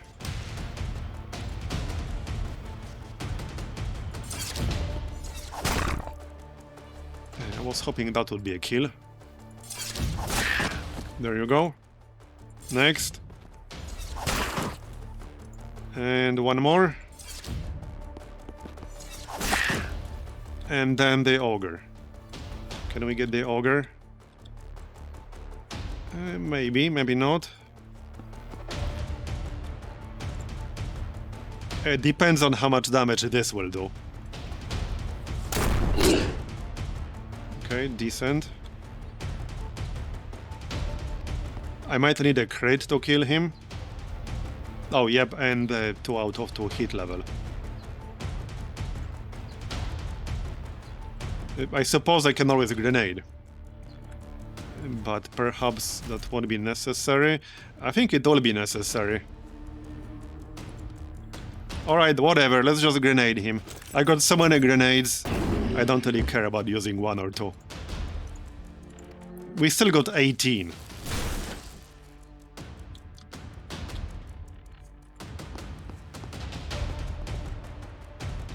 Yeah, and this is the tricky thing about the difficulty, because if you make your game really hard, to the point where you need to use a meta build to beat it, that means any build or any strategy that's slightly suboptimal will make it either impossible to win or very hard and frustrating to win. So sure, the game will be hard, but you risk funneling people into like 1 or 2 strategies that are viable and ignore everything else. Obviously, if you make it beatable with suboptimal strategies, that means someone out there will trivialize it by using whatever the most meta build is at the moment. But that's just the reality. Because you can't make them all equally balanced, that's just not gonna happen. It depends on the nature of the game, but I'm talking about, you know, strategy games with a good amount of variety. So either you balance your game to only be beatable by the strongest strategies and strongest builds that exist, and force everyone into a meta, or you make it quote-unquote easy with a min-max strategy, but also beatable with other suboptimal builds, which will encourage people to experiment. Which is a better way to go, in my opinion. Because someone out there is always going to trivialize your game. If you, as a developer, try to beat the player, quote-unquote, you're going to fail. Because someone out there will find a more min-max strategy, he will find a new exploit, he will find some way to make your game a joke. That's just going to happen. Especially like these days, with what the internet has become. It's just going to happen, so as a developer, you might as well accept that it's going to happen, right? So don't make the game frustrating for 99% of the player base, just for the sake of beating that 0.01%. You know? And I do see some developers fall into this trap. They might watch some guy on Twitch who spends 10 hours a day every single day streaming, and he represents 0.01% of the player base, and he will break your game in hilarious ways. But he doesn't represent 99% of the player base, and depending on the nature of the game and the kind of skill the game requires, what he does might not even be possible for 99% of the player base out there. So balancing games based on what that one guy is doing is just futile. It's just futile. But I do see some developers fall into that trap.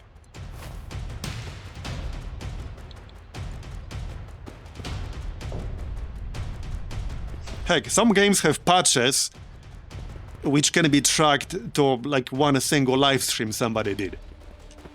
Because someone streams a game on Twitch, you have one single guy doing a big popular stream on Twitch using some kind of exploit or some kind of strategy that's more effective than intended, and then a few days later the game implements a patch that fixes that exact thing that he used. Which again is a futile thing to do, because even if you fix whatever it is that one person used, he will come up with something else, or he will just stop playing. And then somebody else will come up with something. Like, you just can't beat the players. And I do have a friend, like a good friend of mine happens to be an indie dev, and he tried to beat the players.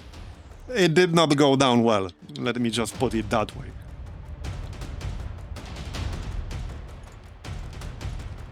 It never does. It just never does.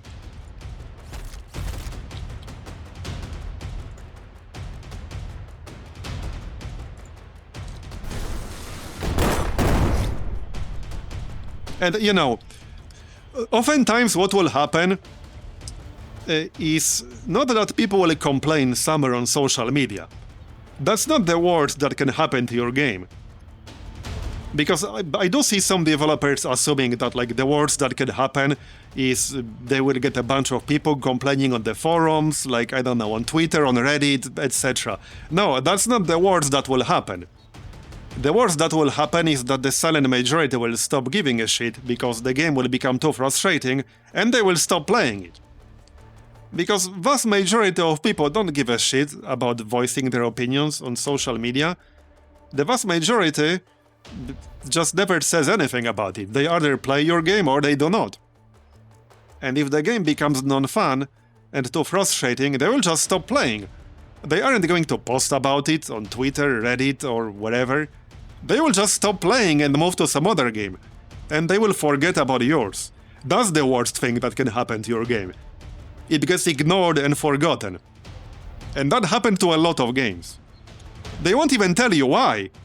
That's the thing, they won't even tell you why because they don't give a shit about telling you why. They will just stop playing. So that's the worst thing that can happen. They aren't going to wait for you to fix it. Even if you do fix it, they still probably won't give a shit. Because they already moved on to other games. There were some pretty good examples of games that were like pretty broken on release. And they got objectively significantly better later on. But the game lost momentum, the game lost the player base and never regained it again.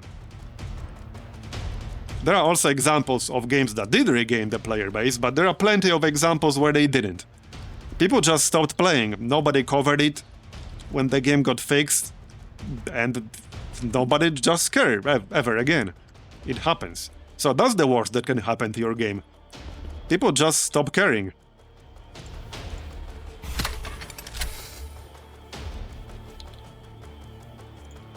And it's especially a problem these days when there are so many good games coming out.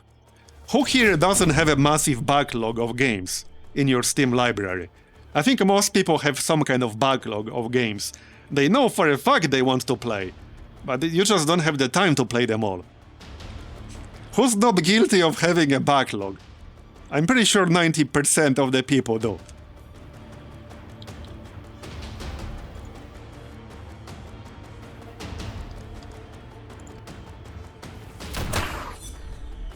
Okay, 2 damage. That's a bit crappy.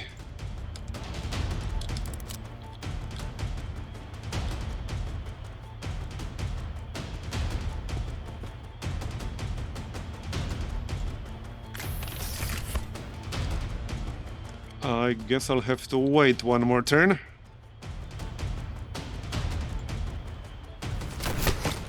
Got one.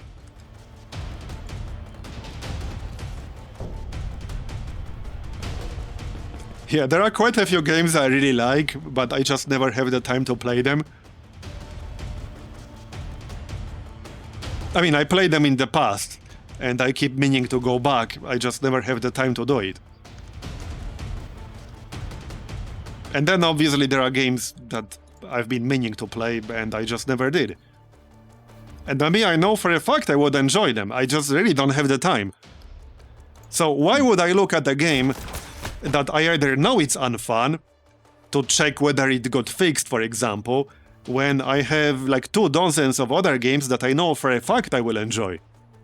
So why would I like risk checking out something I didn't enjoy in the past to see if it got fixed? I'm not going to bother with that.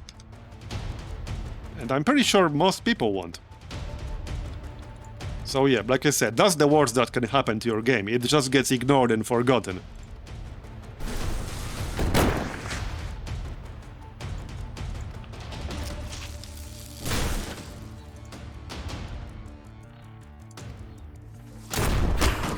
Okay, one more. 59, that's kind of low.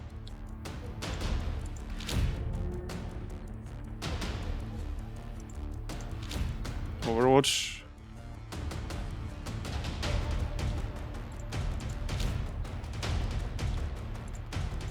I assume he will move.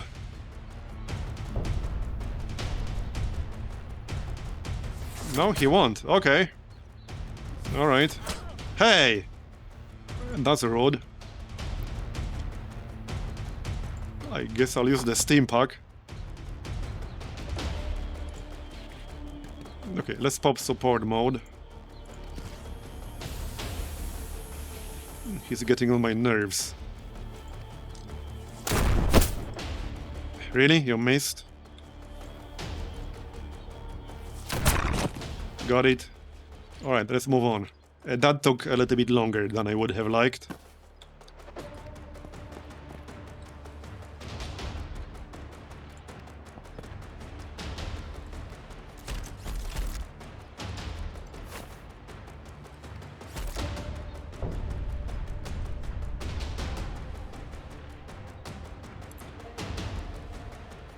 And I mean, don't get me wrong, when it comes to difficulty, there are plenty of games that are very hard and very challenging, but not in like a frustrating, waste your time kind of way. You can fail a lot, but you still have fun doing it. And you don't feel like you wasted your time when you fail. So that's the trick. That's the hardest thing to do if you're making a game. Make it hard, but not in a way where the player feels like he wasted his time when he fails.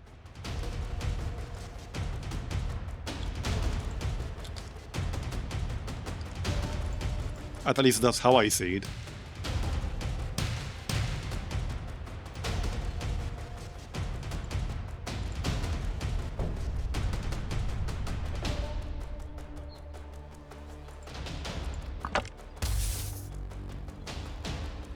Alright, now we wait for the door to open.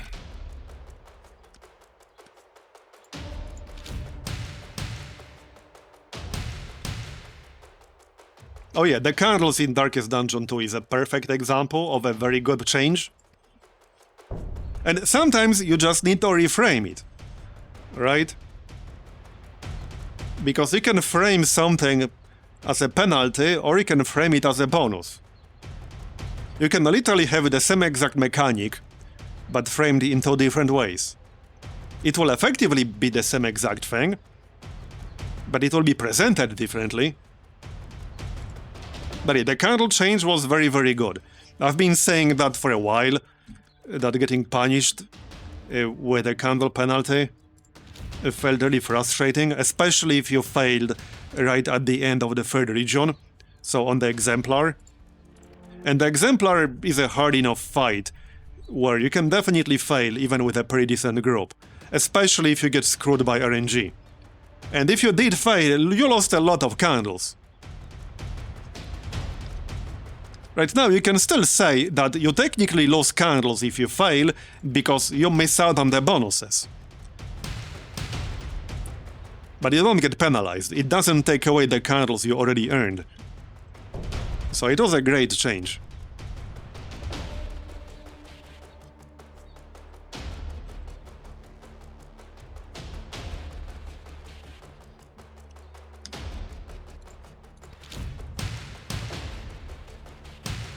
And I mean, it's been known in psychology for a very long time that loss aversion is a thing. As in, like, people feel a loss more strongly than a gain.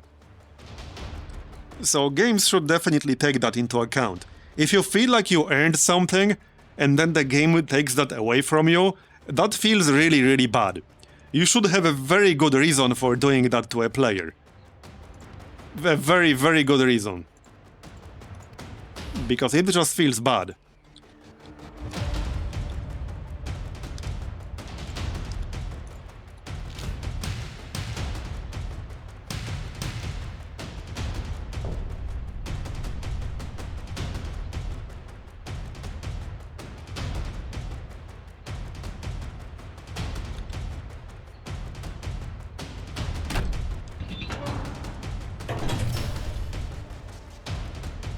Alright, looks like we're done.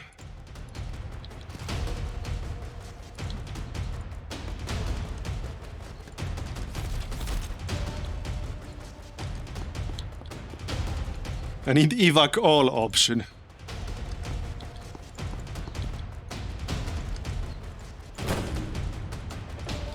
Alright, chop chop.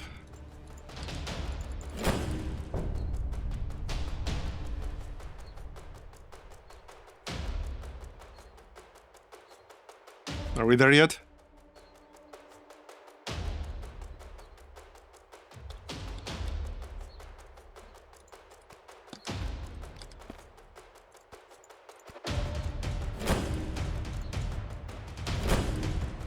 And done.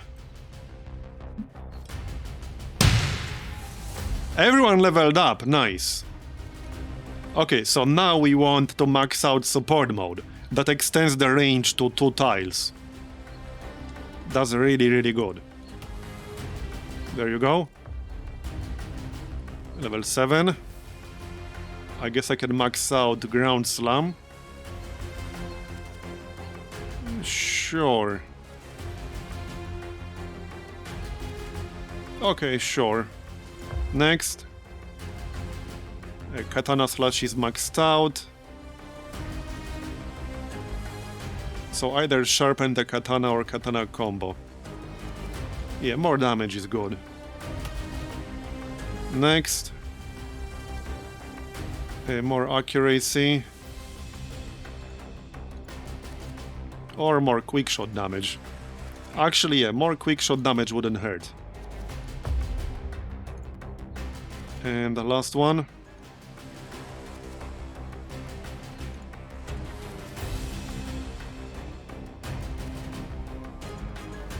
Enemies always miss their first one attack. Okay. I mean, that is pretty nice. I like this AoE though. Let's grab this. Okay, that's that.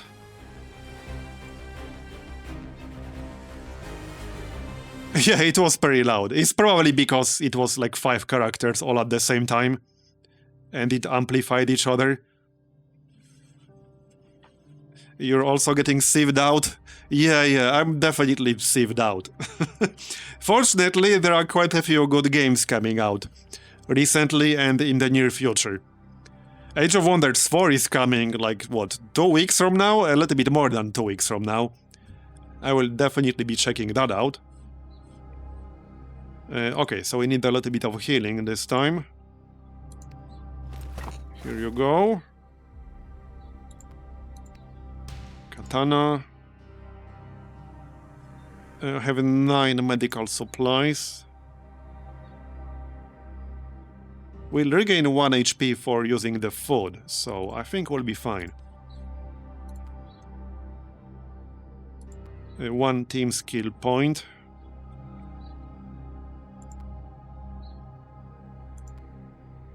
Let's just get more HP here. That works. Search. Still got 19 grenades.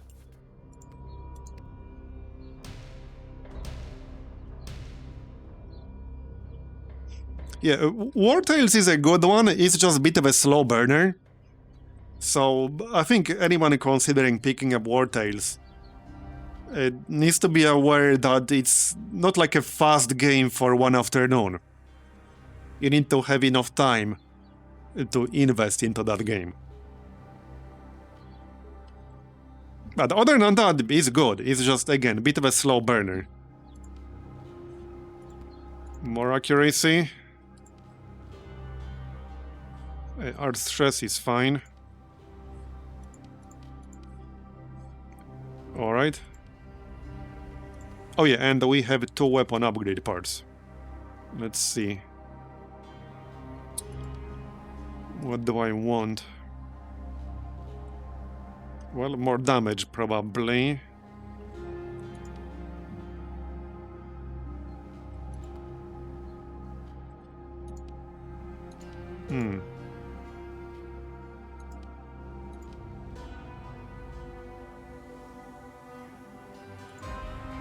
Okay, let's give Hector some accuracy.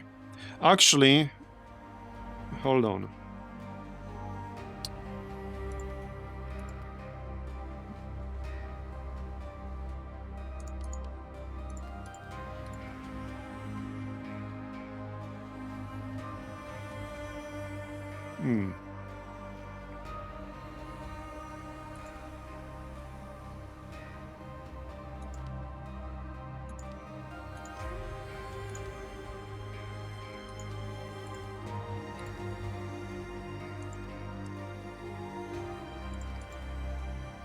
+1 cell capacity probably wouldn't hurt.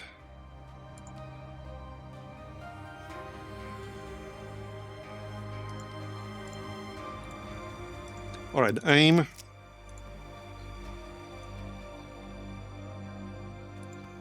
And energy cell. That'll do. I still got 6 action points. I guess we'll just get some crit chance.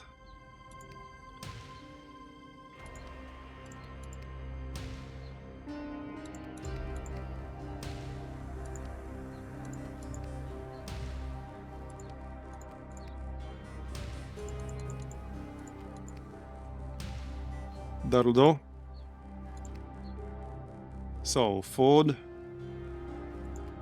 We got plenty. Everyone can get food.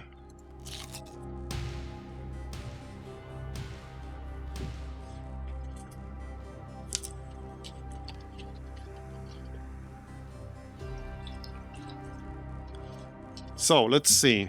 We can go this way. Special encounter with extra reward. But also fewer enemies. And electric storm.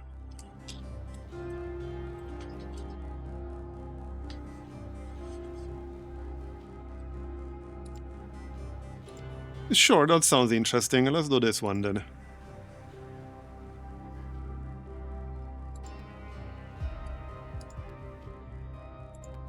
I like extra loot.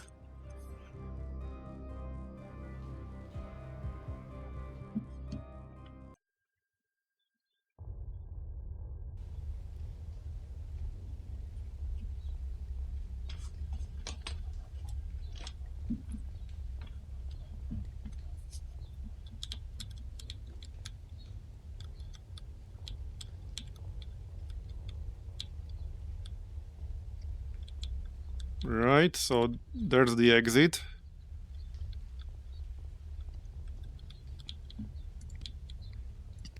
Alright, let's go. Yeah, a Cold War game would be interesting. It would be a tough one to make.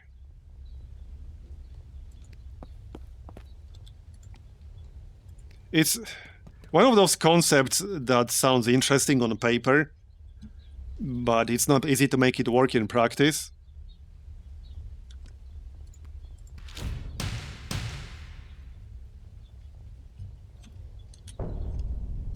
In terms of mechanics, I mean.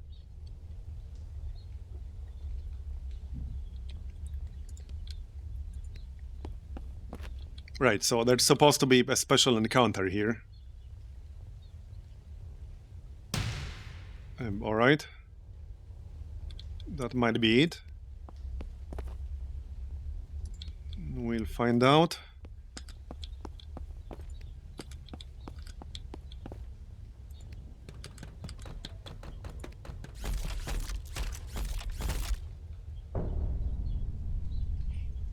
XCOM 8 bits? Yes, sort of, with rats. Okay, lightning bolts. It's pretty good though.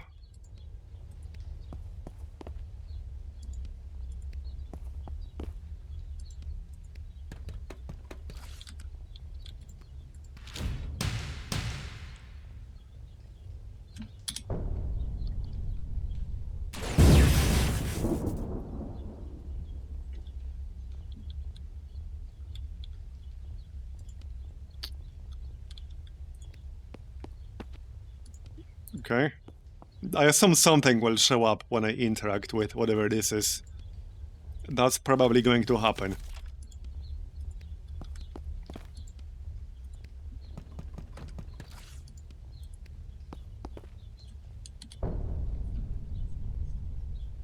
I'm about 99% sure that's what's going to happen.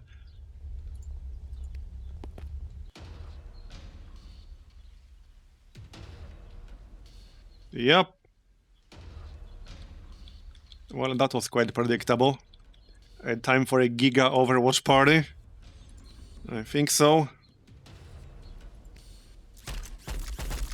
Alright, the Giga Overwatch party it is.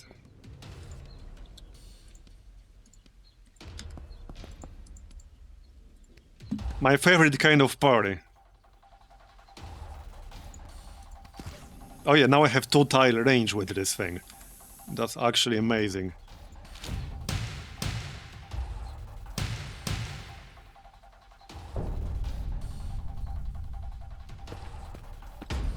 Bring it on. I wonder if they are stupid enough to stop inside this lightning bolt area.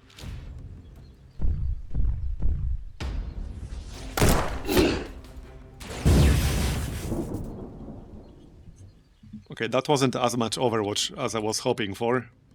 But alright. That's fine.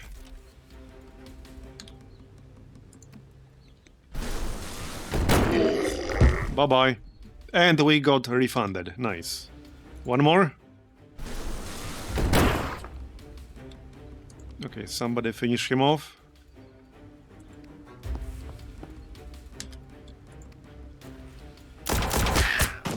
Bye-bye. And I guess I can still Overwatch.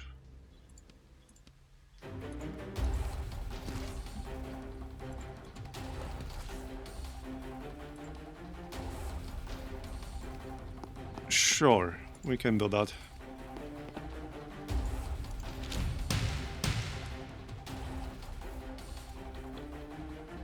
You can just chill.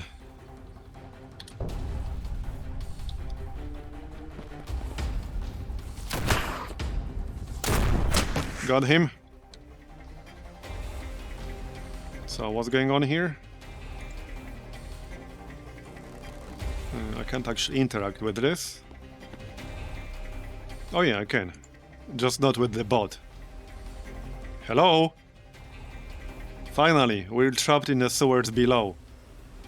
Is there any way you could help us out? That depends. What's in it for us?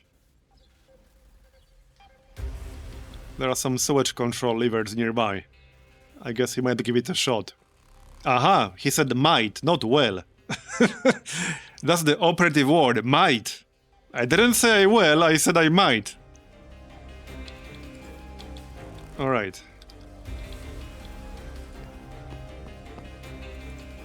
Depending on our mode.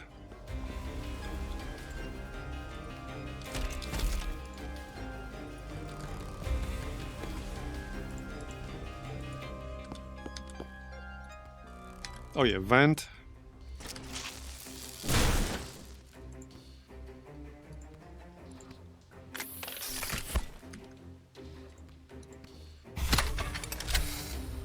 That'll do.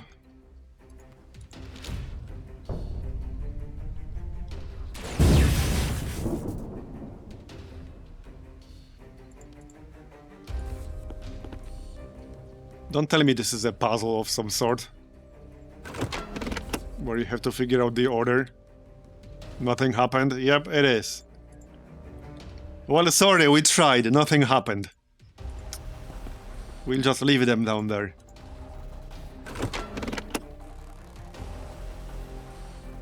Okay. That did something. You're welcome. Okay. What, that's it? Where's our reward?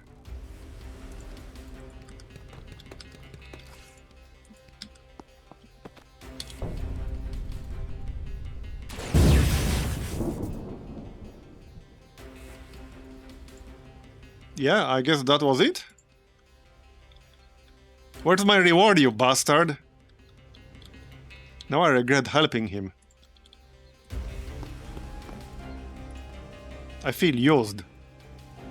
Are you still up there? We're stuck again, help? Why should I help you? What's in it for me? Like, why should I actually help you right now?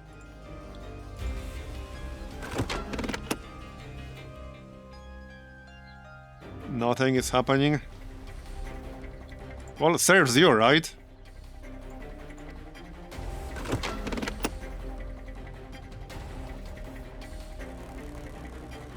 Okay, I guess it's the first one again.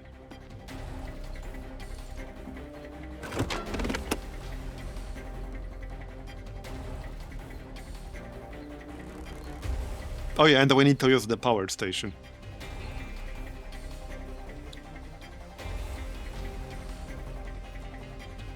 Yes, thanks for that observation. +1 team skill point. Okay, I guess that was worth it. That was worth it.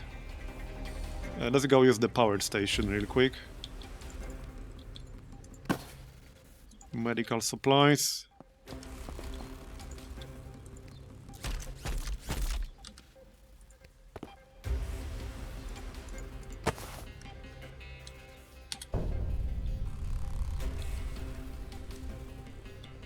Before more rats show up.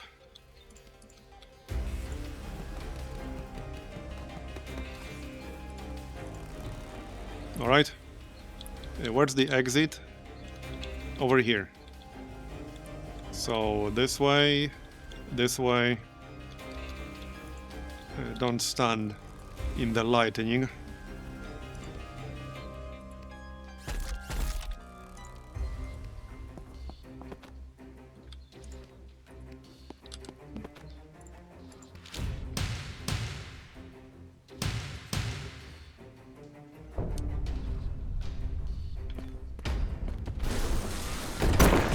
By the way, speaking of XCOM likes, I still plan doing XCOM 2 sometime this year. I'm not sure when exactly that's going to be, but it will happen. There are still a few mods I need to check out. So I have a mod list, but it's not finalized yet. But it will happen in some form sooner or later for sure. Probably when there aren't too many new interesting games coming out. So definitely not in May and probably not in June. Anyway, I guess Overwatch party. Yep. Overwatch party it is then. Oh, you need to vent.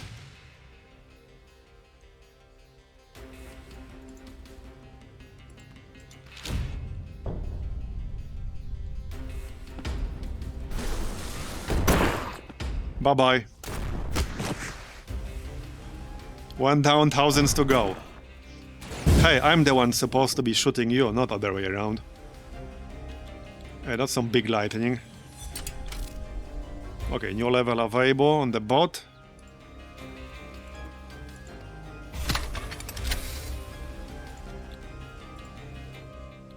%81%. I still do hope we'll hear something about the next XCOM game, maybe this year.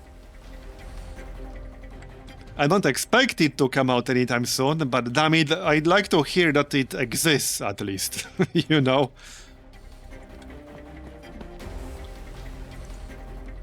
So I really hope we'll hear something about that. Okay, got him.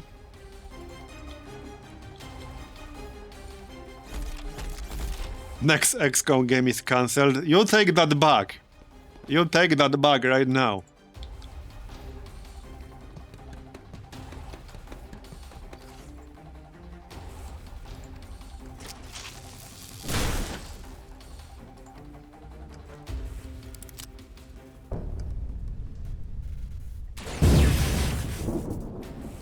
You mean Midnight Suns? Yeah, I actually streamed it, I think, last month.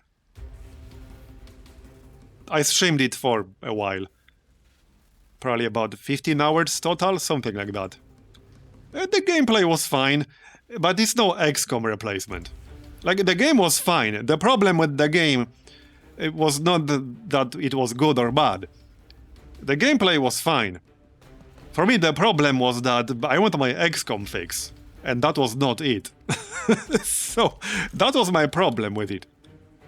Well, and there was a lot of busy work, which I didn't care too much about. But the gameplay itself was fine.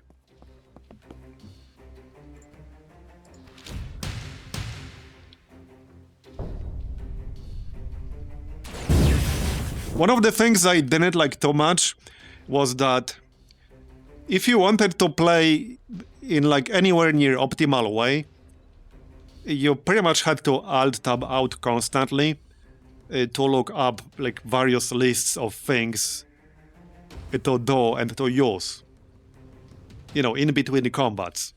So, for example, what gifts you should use for who, you know, to maximize your relations, things like that.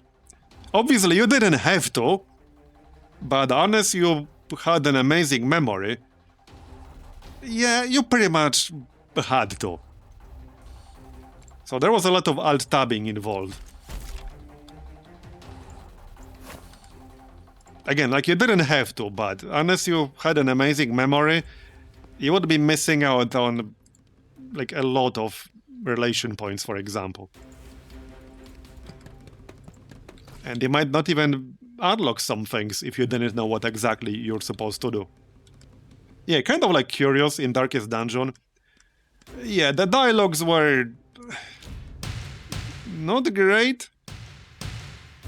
And look, I'm someone who doesn't really care about Marvel and things like that. I literally don't give a shit. I have like no emotional attachment to that universe whatsoever.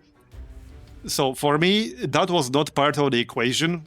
I was just judging the game purely through like the lens of the gameplay, and that's it. I didn't give a single fuck about the setting. Like, literally no fucks given about the setting. In a sense, it was maybe even a negative.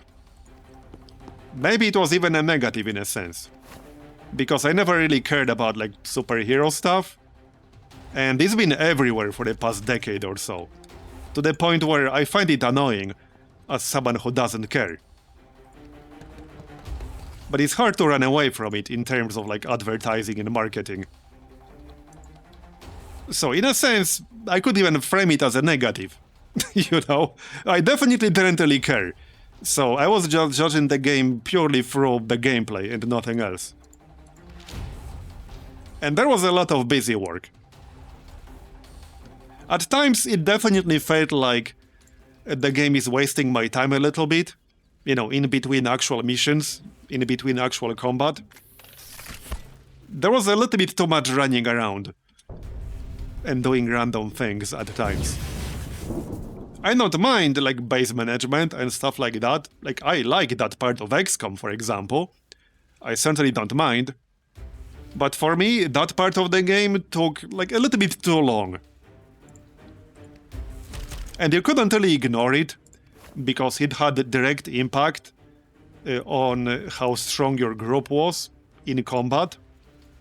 So it was not really optional in that sense. Because it affected your power in a very direct way. So you couldn't really ignore it. But there was just so much of it.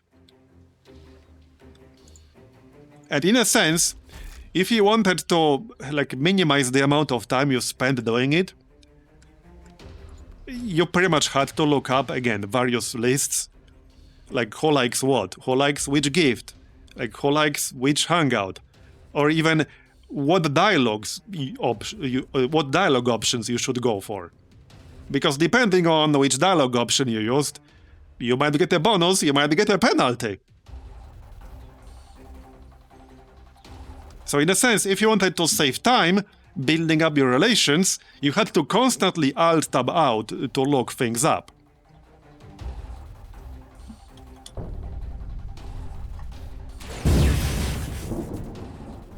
And you couldn't save time not looking things up, because then you waste more time because your relations would build up slower. So like, that whole part of the game I didn't really care about. I found it a little bit too annoying at times, too time consuming, but the combat was fine. The combat was pretty fun. I liked that part. I liked a lot of the mechanics. And it got quite complex, especially a bit later into the game. There were certainly some builds that were more overpowered than others. There were some hilariously overpowered combos, for sure. But I liked combat overall. It's just that it was not the XCOM fix I was looking for. So not necessarily the game's fault.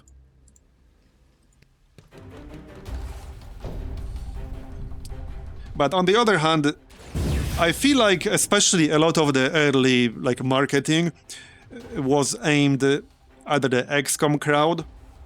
Not directly, but a lot of the early marketing materials had like a wink towards the XCOM crowd. But the game had nothing to do with XCOM. For anyone who was looking for an XCOM fix, that was not it. So for me, that was like the problem with the gameplay. The gameplay was fine, it's just not quite what I was looking for at that time. Which again, is not the game's fault.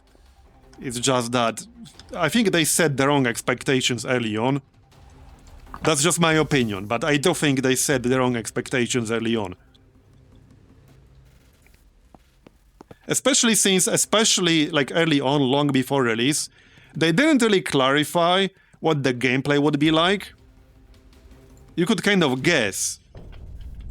But there was a bit too much vagueness for a pretty long time. It only became much more clear closer to release.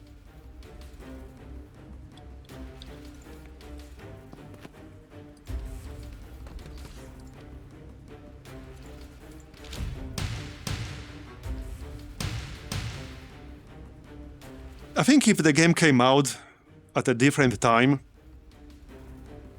it would have been better received overall. But it's been what, 7 years since XCOM 2 release, since the initial XCOM 2 release? That's a long time. And XCOM has been massively successful. A lot of people are waiting for whatever is next.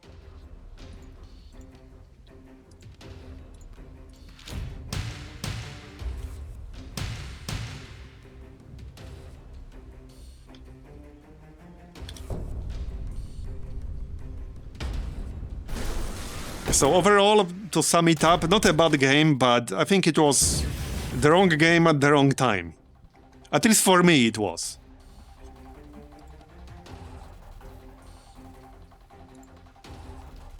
Okay, 2 more turns. I guess I might as well pop support mode.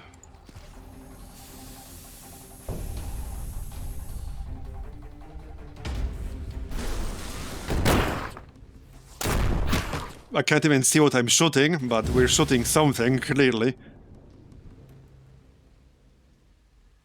Oh, okay, lightning bolt right on top of us. That's a bit rude.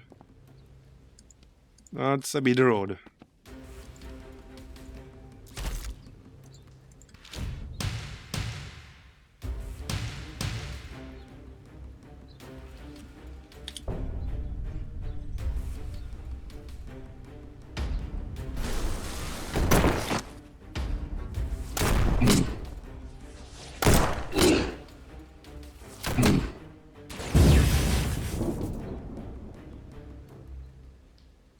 Also, it felt a little bit grindy a lot of the time.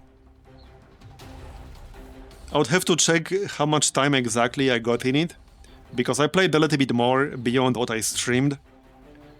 And it definitely started feeling a bit too grindy for my taste at one point. Just a little bit too grindy.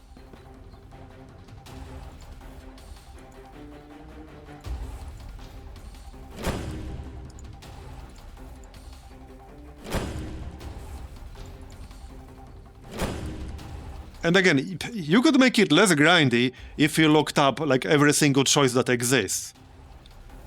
So optimal gifts, optimal dialogue options, like if you looked up optimal everything and optimized everything and constantly alt-tabbed, you could make it less grindy, but then you're just spending more time like looking things up on the internet. Which is not particularly fun either. So it was kind of like a choice between what flavor of bad you prefer. Know what I mean?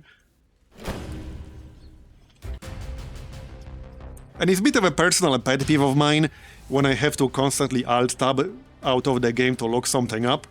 Doesn't matter what game it is. I just never liked alt-tabbing out to look something up. And it's not that it's a problem for me because I have 3 monitors. I can literally play with a spreadsheet open on my second monitor and a wiki open on my third monitor. It's not a problem. It's just that I don't want to. So I tend to favor games where you can find all of the relevant information inside the game. One of the reasons I really liked Against the Storm, I never felt the need to alt-tab out of Against the Storm to look anything up. It was all right there. No need to alt-tab. It's all right there.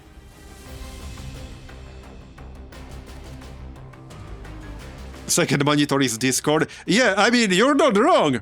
You're not wrong. I have Discord up on one of my monitors, basically 80% of the time.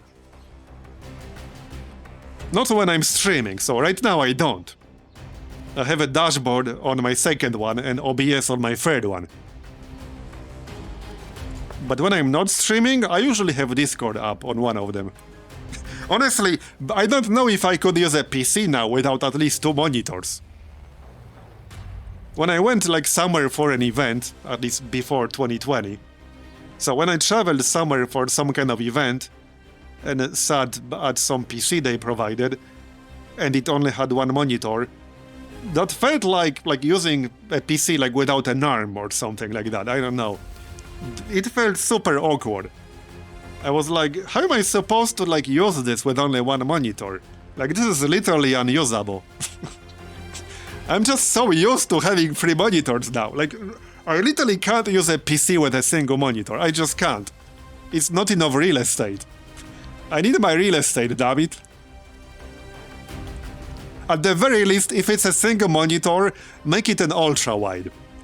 That's like the absolute minimum I would accept at this point. It would have to be ultra-wide. But other than that, it has to be at least 2 monitors. If it's not an ultra-wide. Alright, so... Weapon boost? Yeah, this is still very useful with support. Okay, we can grab that. Next. Sharpen the katana. Actually, let's get katana combo first. Next. So, stun grenade, decreased cooldown. +4 movement range on the next turn. I haven't really been using stun grenade much, so let's get the movement range here. Okay.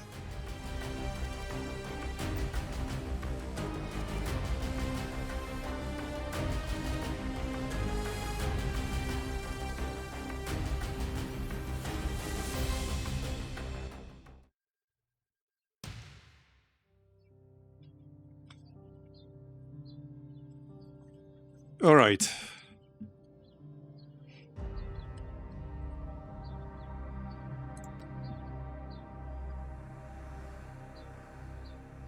2 points available for team skills. Right.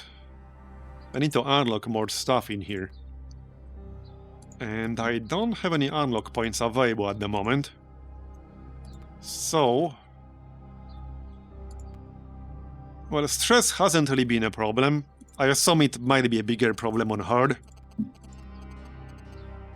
So I'll just max out toughness and run. Okay, sounds good. Yeah, I did play Daxcom. That's what I called it, Daxcom. Heck, I finished it. I'm pretty sure I finished it on YouTube. Yeah, I'm pretty sure I did finish it on YouTube. It was a pretty decent game. They had like another game after that. That was like basically the same exact game, but with a different, less interesting setting. I don't even remember the title. It was so forgettable. It was kind of a weird decision from my point of view. Because, like, I specifically remember it was basically the same game, but in a less interesting setting. Daxcom was such an interesting setting. Like, half the reason I enjoyed Mutant Year Zero was the setting. So it was kind of weird moving away from that. I didn't really understand that decision. Yeah, man, I don't even remember the title. What the heck was the title?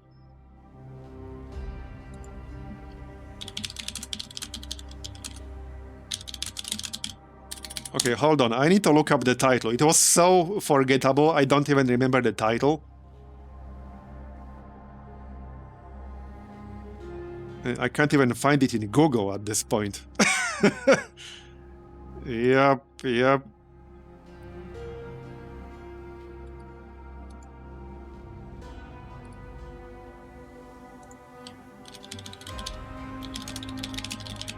Yeah, I can't even find it in Google. I think that game tanked pretty hard.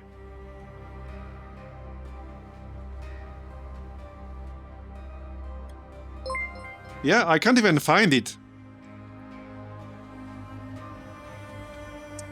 Hey, Captain Scrambles, thanks for the half-year resub, I appreciate it. No, I mean, there was a game similar. Yeah, that's the one. Corruption 2029, that was the one. It was basically the same game as Mutant Year Zero. Like, the mechanics were exactly the same. It was pretty much the same game, but in a less interesting setting.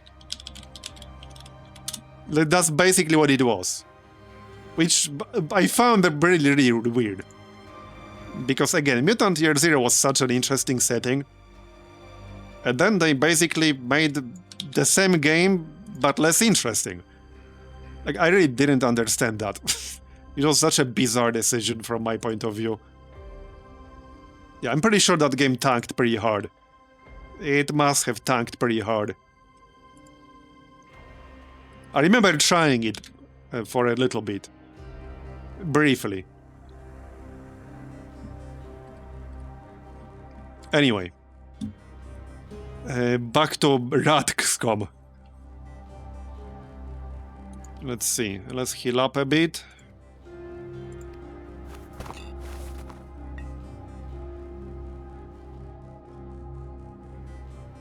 So...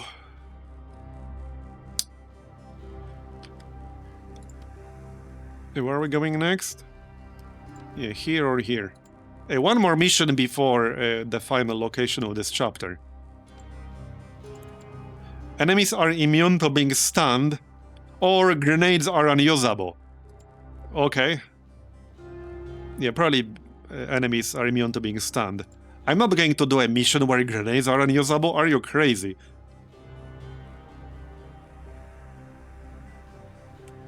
Yeah, definitely. Quite a few interesting games coming up. Hey, it's better than having like an entire years with nothing interesting coming out. Especially like in strategy game department. Because we definitely had some dry periods as far as strategy games go. Where just nothing interesting was coming out for the whole year for the most part. Maybe just 1 or 2 games. Now we have plenty. I don't even remember all of the titles. But just in terms of like squad-based tactical games, there are several games coming out this year. I can't even name all of them from memory. So that's good. And quite a few good strategy games overall. So that's also good. Hopefully at least some of them will be really good. We don't need every single one to be amazing. And then there are always like some surprise games, like this one. I had no idea this game even existed a week ago. For me, it was just completely out of the blue. But it's pretty good. Black Reliquary was a pleasant surprise as well. Because I knew Black Reliquary was a thing. Like, I was aware of its existence at least half a year ago, if not longer than that. I just had no idea it was close to, like, getting the Steam release. And I had no idea it was going to be this good. I already got, like, 180 hours in it, I think.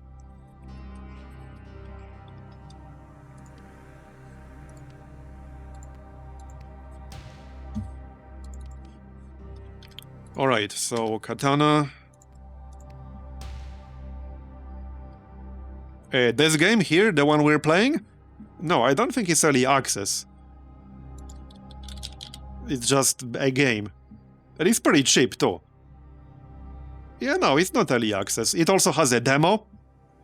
So if anyone wants to try a demo, this game actually has a demo, which you can play on Steam. Right here. So not only is it pretty cheap, it has a demo. You know, demos have been getting more popular in the last year or two, which is a good thing. Because we had a pretty long period where basically no game ever had a demo. Like, we had a several years time period where demos pretty much stopped existing. Like, literally, there was no demo for anything for years. And then they made a comeback. I'm not even sure what was the catalyst for the comeback, but I'm glad it happened.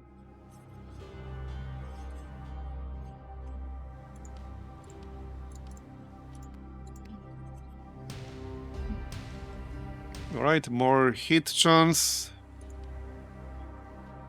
And stress is at 0 now. Well, I guess we'll just get crit.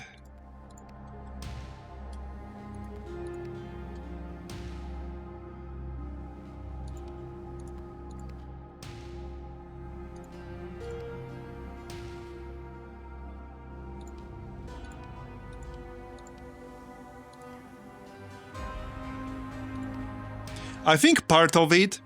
Okay, that's not what started it, but I think part of it was that some developers, like a few years ago, maybe a year ago, 2 years ago, they figured that they can basically have a separate ID on Steam, call it, for example, a Prologue or whatever, and basically put up a demo that would get its own separate user score.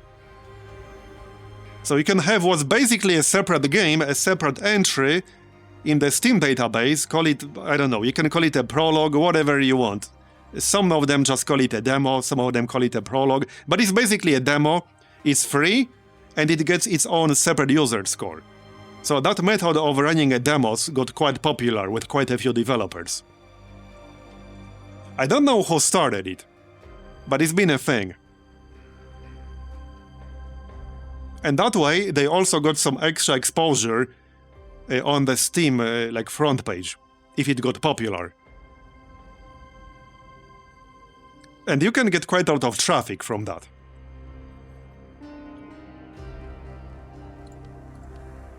It's not what caused the comeback of the demos, but it's been like one of the methods quite a few developers have been using. So then it caught on, and I'm sure it added to popularity of demos. Anyway, one more action point. Alright. Nothing else to spend here. Still got 5 food.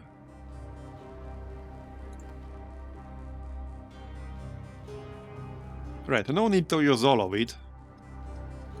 Oh, and I want to save some for the actual final mission of the chapter.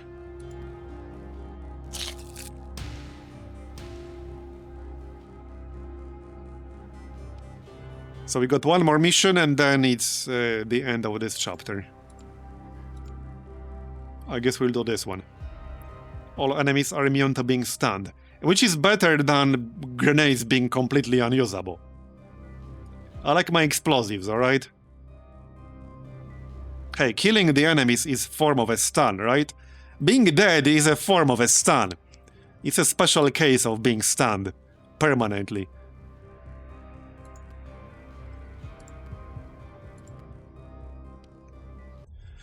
Alright, I'm back. So. Alright. Here's the exit. Interesting map. A lot of corridors. Alright, let's go then.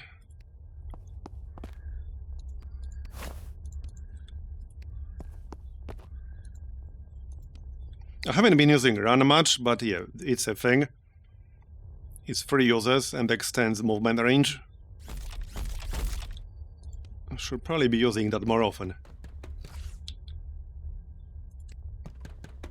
Okay, we can move up a bit more here.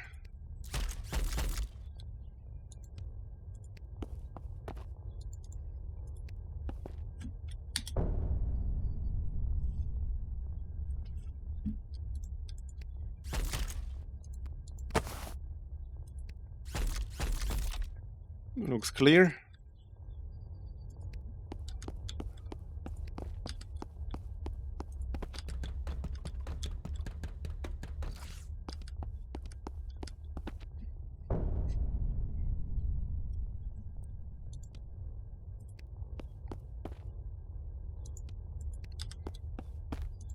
Hello, anyone home? I heard there's a rat problem.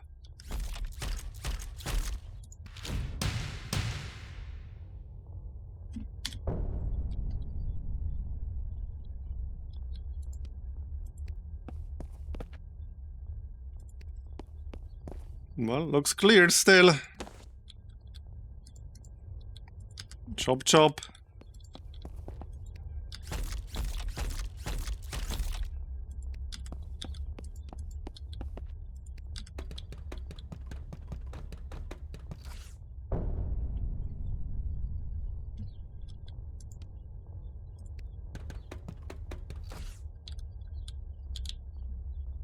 Well, the exit is over here.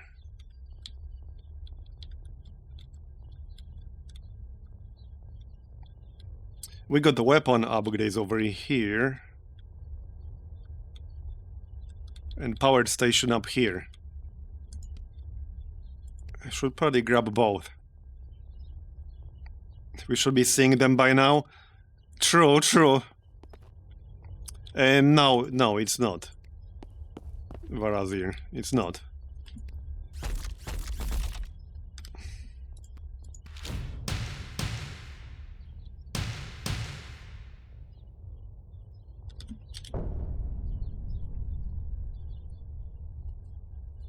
All right.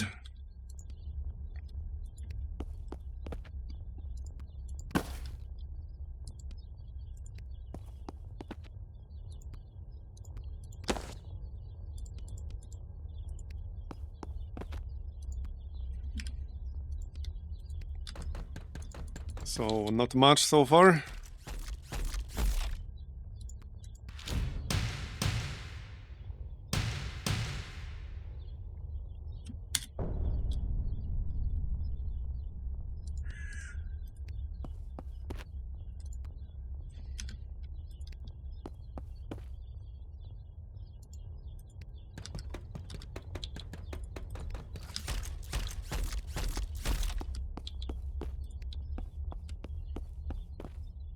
Where are they hiding?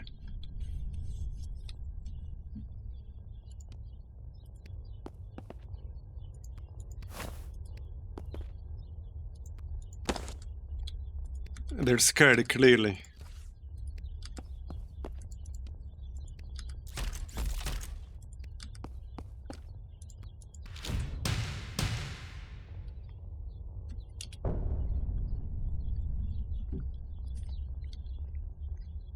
Alright, let's grab the upgrade parts.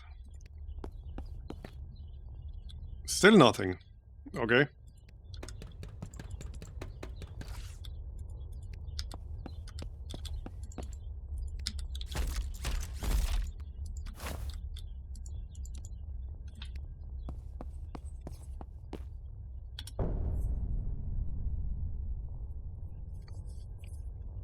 Yeah, they know the exterminator is here. Yep. And still nothing. Alright. So we got all the way to upgrade parts and didn't say single rat. Works for me.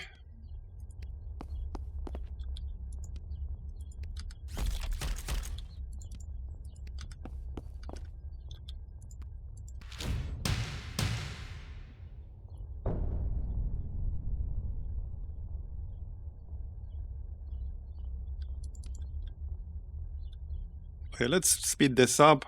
We can use the movement boost. I'm one tile too far away, really? Wait, wrong thing selected. Wait, why can you not move? Okay, never mind.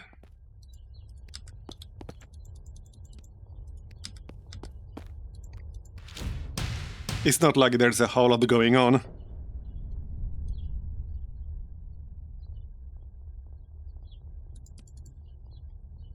Yeah, there we go. Oh, because this uses... Right, it's 1 AP cost and it ends your turn. It's extra range on the next turn. Off you go then. There we go, now we got some rats.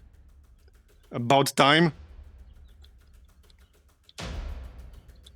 Let's take care of it. This might be a good moment to use the katana AoE. Here. That's perfect. Let's go with that. That's 5 to 7 damage. Okay, then we can use katana combo. And probably kill every single one of them. Yeah, perfectly balanced ability. Pretty sure I can kill every single one of them. Yep, I certainly can. Perfectly balanced ability. Nothing to see here.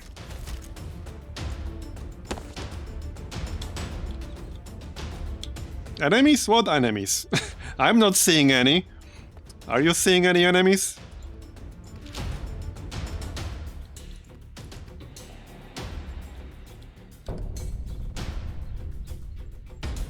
Yeah, they started first, I know, right?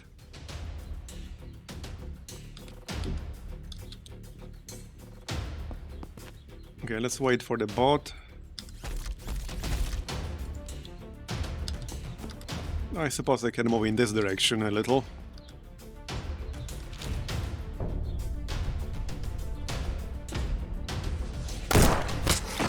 Bye-bye.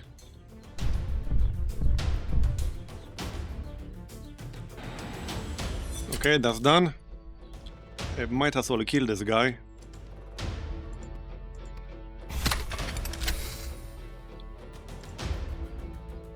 Uh, 2 to 4 damage. 4 to 7. I need more like 7. Okay. I don't think I can kill him, actually. Not anymore. Well, not on this turn, I suppose. That's fine. Just in case he tries to flank me, we can Overwatch from over here.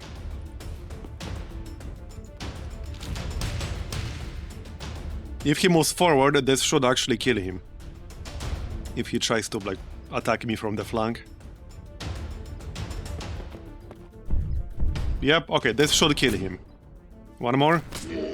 Got it. Nice. So, no real need to fight them here, we can just keep moving. Yep. Let's just keep moving. We can kill that guy when he gets closer.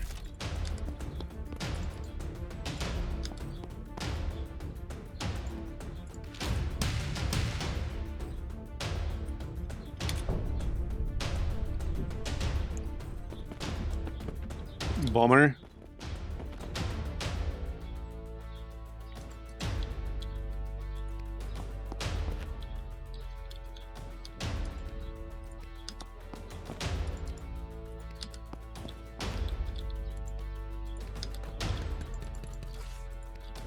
Now we can Overwatch. Heck, let's pop support mode as well.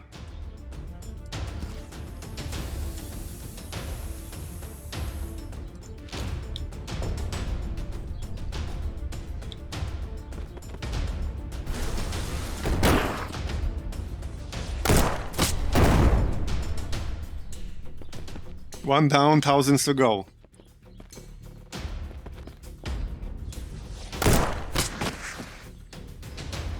Alright.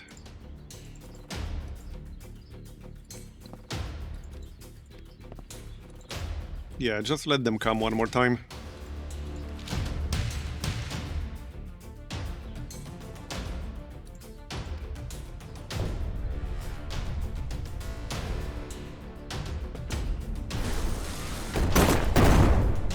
One shot. Yeah, this strategy is definitely pretty strong. Giga Overwatch party is maybe a little bit too strong. Okay, more rats. And now we can use katana combo, actually. A perfect moment to use that, in fact. Yep, yep.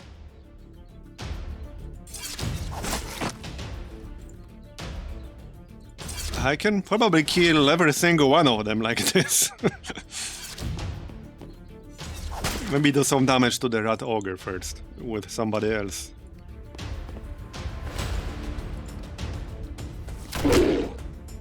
I think that's enough. It's 7 to 9 damage. I think that's enough. Yep, and one more. Perfectly balanced. Between the katana combo and the Giga Overwatch parties, yeah, I think we got this.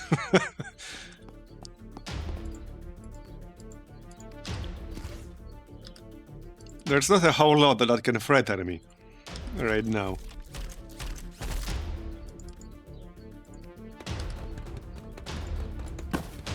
Grab the loot. Overwatch in case more of them show up. Oh yeah, still one more bomber on the left.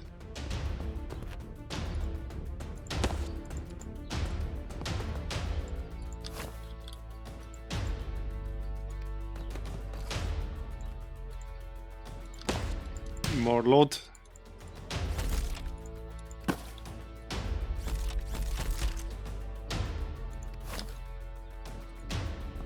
You guys done looting yet?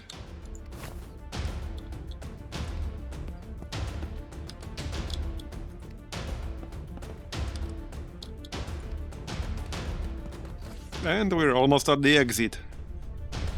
So the next mission is at the end of chapter 2.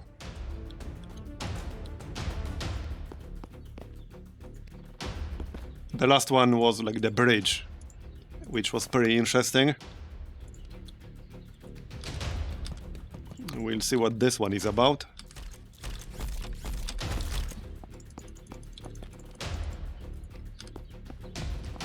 Still need to open the door, but that shouldn't be a problem.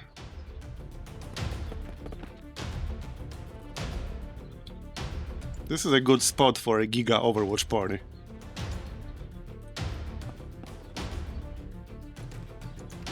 Okay, 5 turns. Support mode. And Overwatch. And let them come.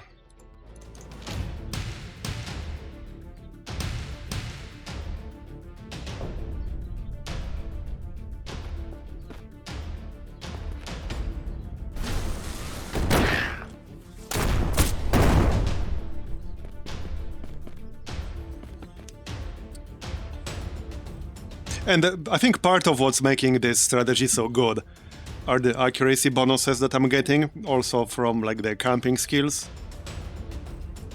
The camping skills combined with the like team tactic or whatever it's called, for being adjacent to each other, combined with the support bonus. That's what's making this so strong.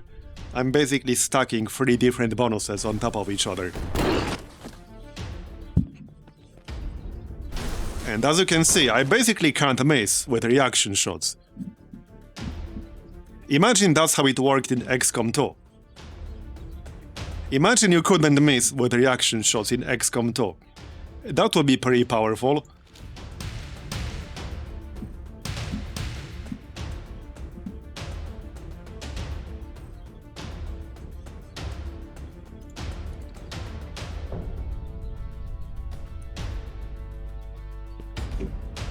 Yeah, and there's no need to vent either.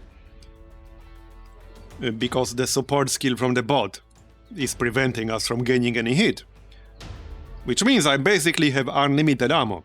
So in terms of XCOM 2, imagine if you had an Overwatch mode, which gave you a crap ton of extra accuracy, unlimited ammunition, and well, you could basically never miss.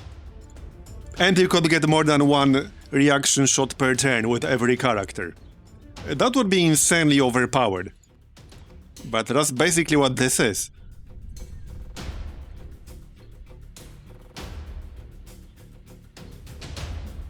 One more turn.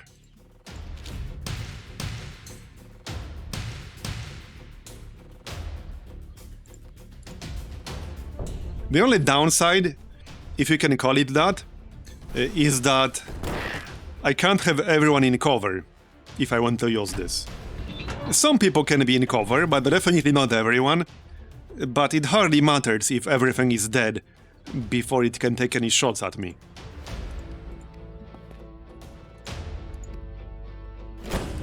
And we're done.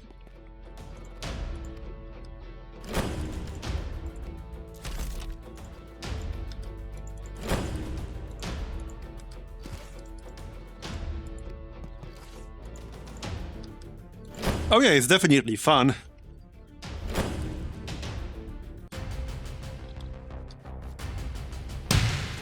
Alright, level ups. Level 8. Multi-Overwatch, right? We probably want that. Extra Overwatch shot. I can also get critical Overwatch.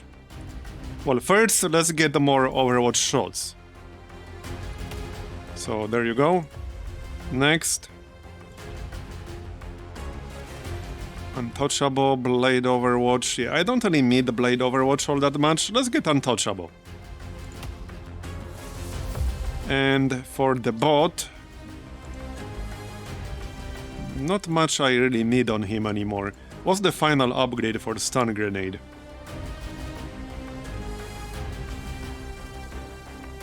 Just lower cooldown still. Okay.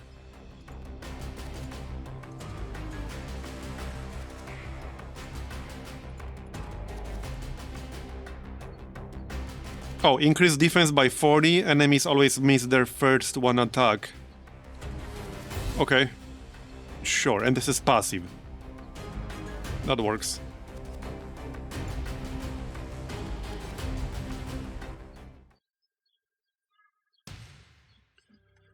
Okay, no unlocks, we got one team skill. So I don't really need this face the danger thing, stress hasn't been a problem. I need to wait for more unlocks.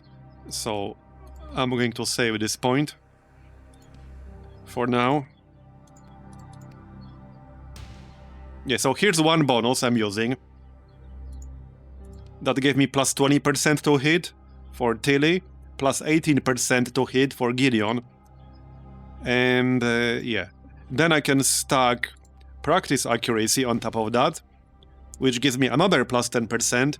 Then if you Overwatch with 2 or more characters standing next to each other, you get plus 20% to hit. And then, when you use support mode, you get another plus 25% to hit. Not to mention extra max damage. So that's a lot of extra to hit.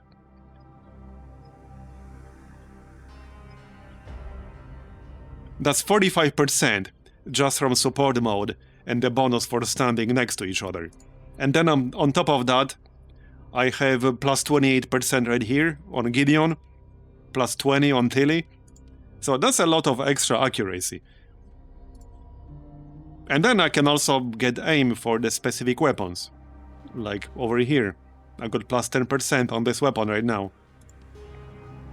Let's see.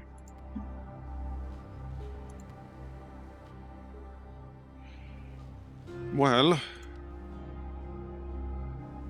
I guess more damage would be fine. 2 to 5 damage. Oh yeah, who had multi-Overwatch again? Who had multi-Overwatch? Gideon. Right. Well, I would need more parts to get +1 damage for him at this point. He doesn't really need more aim all that much.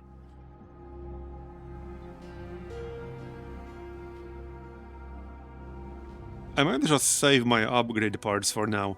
And to get more damage for someone. Get the level 3 damage upgrade. Yep, sounds good. So, 10 more action points remaining.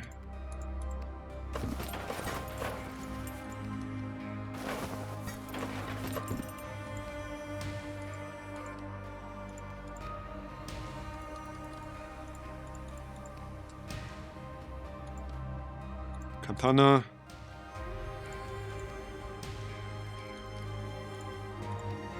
Still got 19 grenades.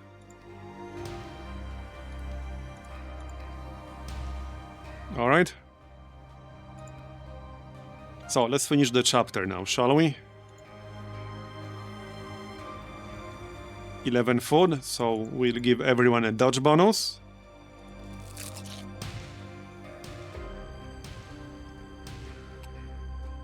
Yeah, the camping mechanics are definitely similar to Darkest Dungeon.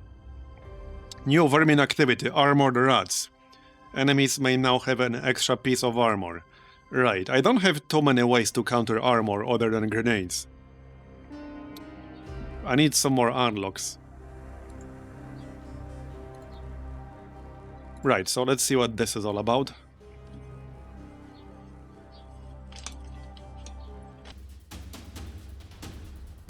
That's pretty big. That's a big rat. That's the Giga rat.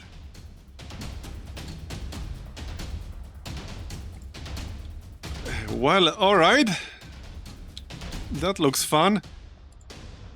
And I'm not sure what these are, but it looks like we have to destroy them. This should be fun. And we have a power station over here. Now, I don't know what his range is. Or what he's going to do exactly. So... yeah. Well, should be interesting one way or the other. I guess I'll just shoot these.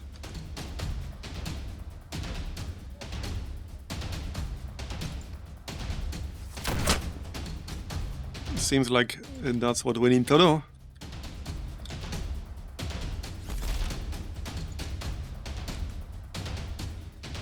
Oh yeah, healing tank, right. I guess we'll have to destroy all of them then. Seems like it.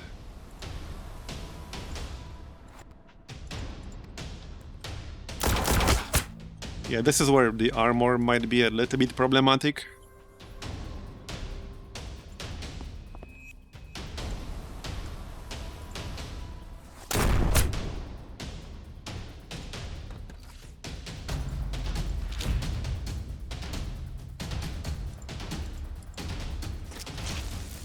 Hey, Woodhaven.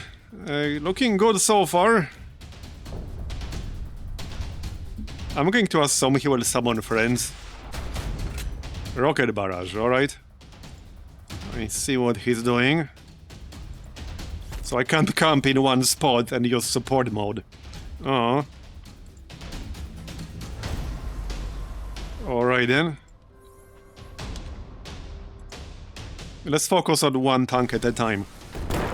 Might be a good idea to grenade it to shred some of that armor. because that's the main way for me to shred it.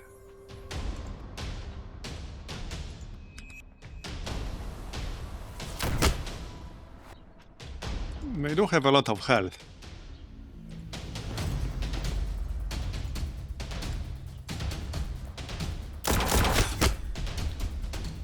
And I guess I'll have to destroy all of them.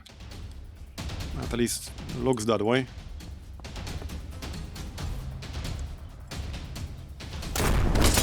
Okay, got one. One tank down.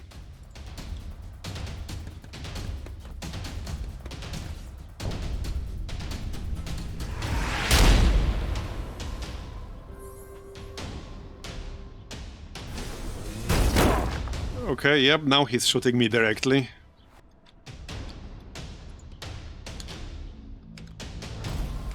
Yeah, these are all healing tanks. Well, yeah, time for a grenade, I think. I have a lot of grenades, so it's not that big of a deal. But it should speed things up a little.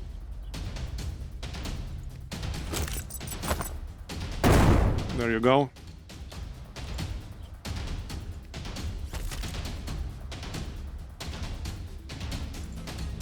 I don't have the weapon boost, but I would need to pop support mode to really use it. Which I suppose I can. I don't like him shooting me, so I'd like to keep cover. How about over here? Okay. And then I could use weapon boost, actually. That will give me up to 4 free shots this turn. So that's perfect. And let's dance indeed. Alright. And because I'm using support mode, that will not cause my hit level to go up.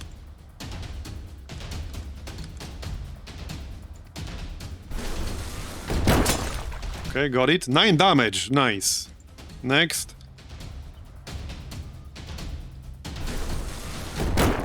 This might be faster than I expected. Yep. Okay, this will actually be faster than I expected. We only got one healing tank left. Yep. I might just grenade that one too. Okay, let's just grenade it. And one more shot still.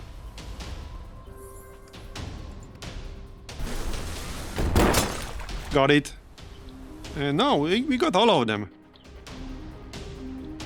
A lot of weapon parts around here, so 2 chests with weapon parts to the left. I wouldn't mind grabbing those. Not sure if I want to go that far though. We'll see. Anyway, now we have to take out the big bad.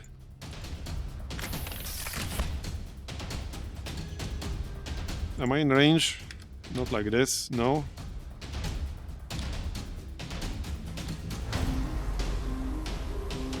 Okay. Yeah. We got one shot.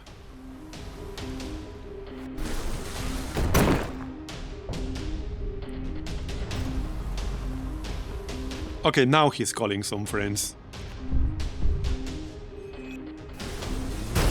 I might be able to just rush him down. Yep, possibly. I can give myself 2 free actions.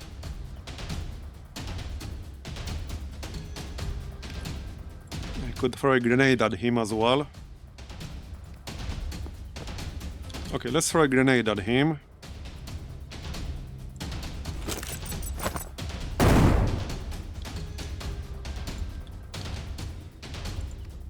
I'm not guaranteed to hit him here, 80%. I think I can take him out literally on this turn, yep. Well, that was pretty quick. Well, that's it. Upon defeating the siege rat, you enter the Imperial Palace. Thank the Empress that you kept the prototype alive. We need to get rid of the vermin as soon as possible. The capital's power grid core is located underneath the palace. The automaton is able to overcharge it. causing massive rat casualties. There's no time to waste. The capital is destroyed anyway, let's blow it up. Okay, well, that was quick. We didn't even have to kill his friends. But I missed out on the weapon parts on the left. We did get an unlock, so that's good. Level 9. So let's level up weapon boost. This is super powerful combined with support mode. Because normally you cannot take 6 shots without massively overheating your weapon. But with support mode from the bot you can. Alright. It's fine. Not a big deal. Chapter 3. Sounds like that's the last one. Right, so... I unlocked armor shredding. We could unlock armor piercing. That's an option.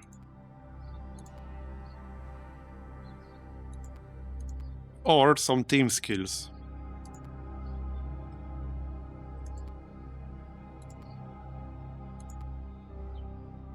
Reduces the time necessary to open the bunker door.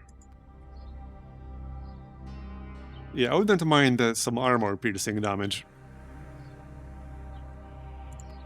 Yeah, let's unlock that. That'll do. Still got 2 weapon parts, but I think I'm going to save them, at least for now. Yeah, I'm going to save them for now.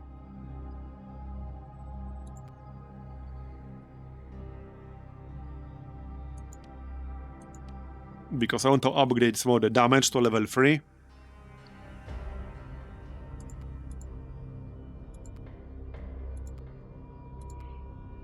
Well, technically I could remove something. I could do that. I don't necessarily want to. I guess I can remove the auto-calling system, I don't need it that much. Okay, let's remove that. Yeah, I could install armor shredding instead. That would be helpful. Especially on this guy when he can get multiple shots in one turn. He can potentially shoot 6 times in one turn. So let's get armor shredding for him. And I might actually upgrade it as well. Yep. Okay, that sounds good.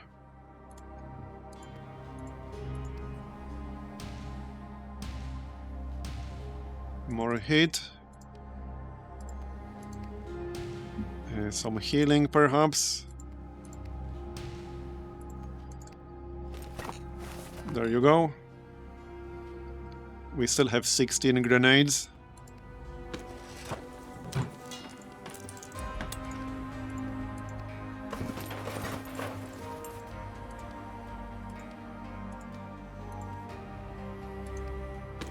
Make that 18.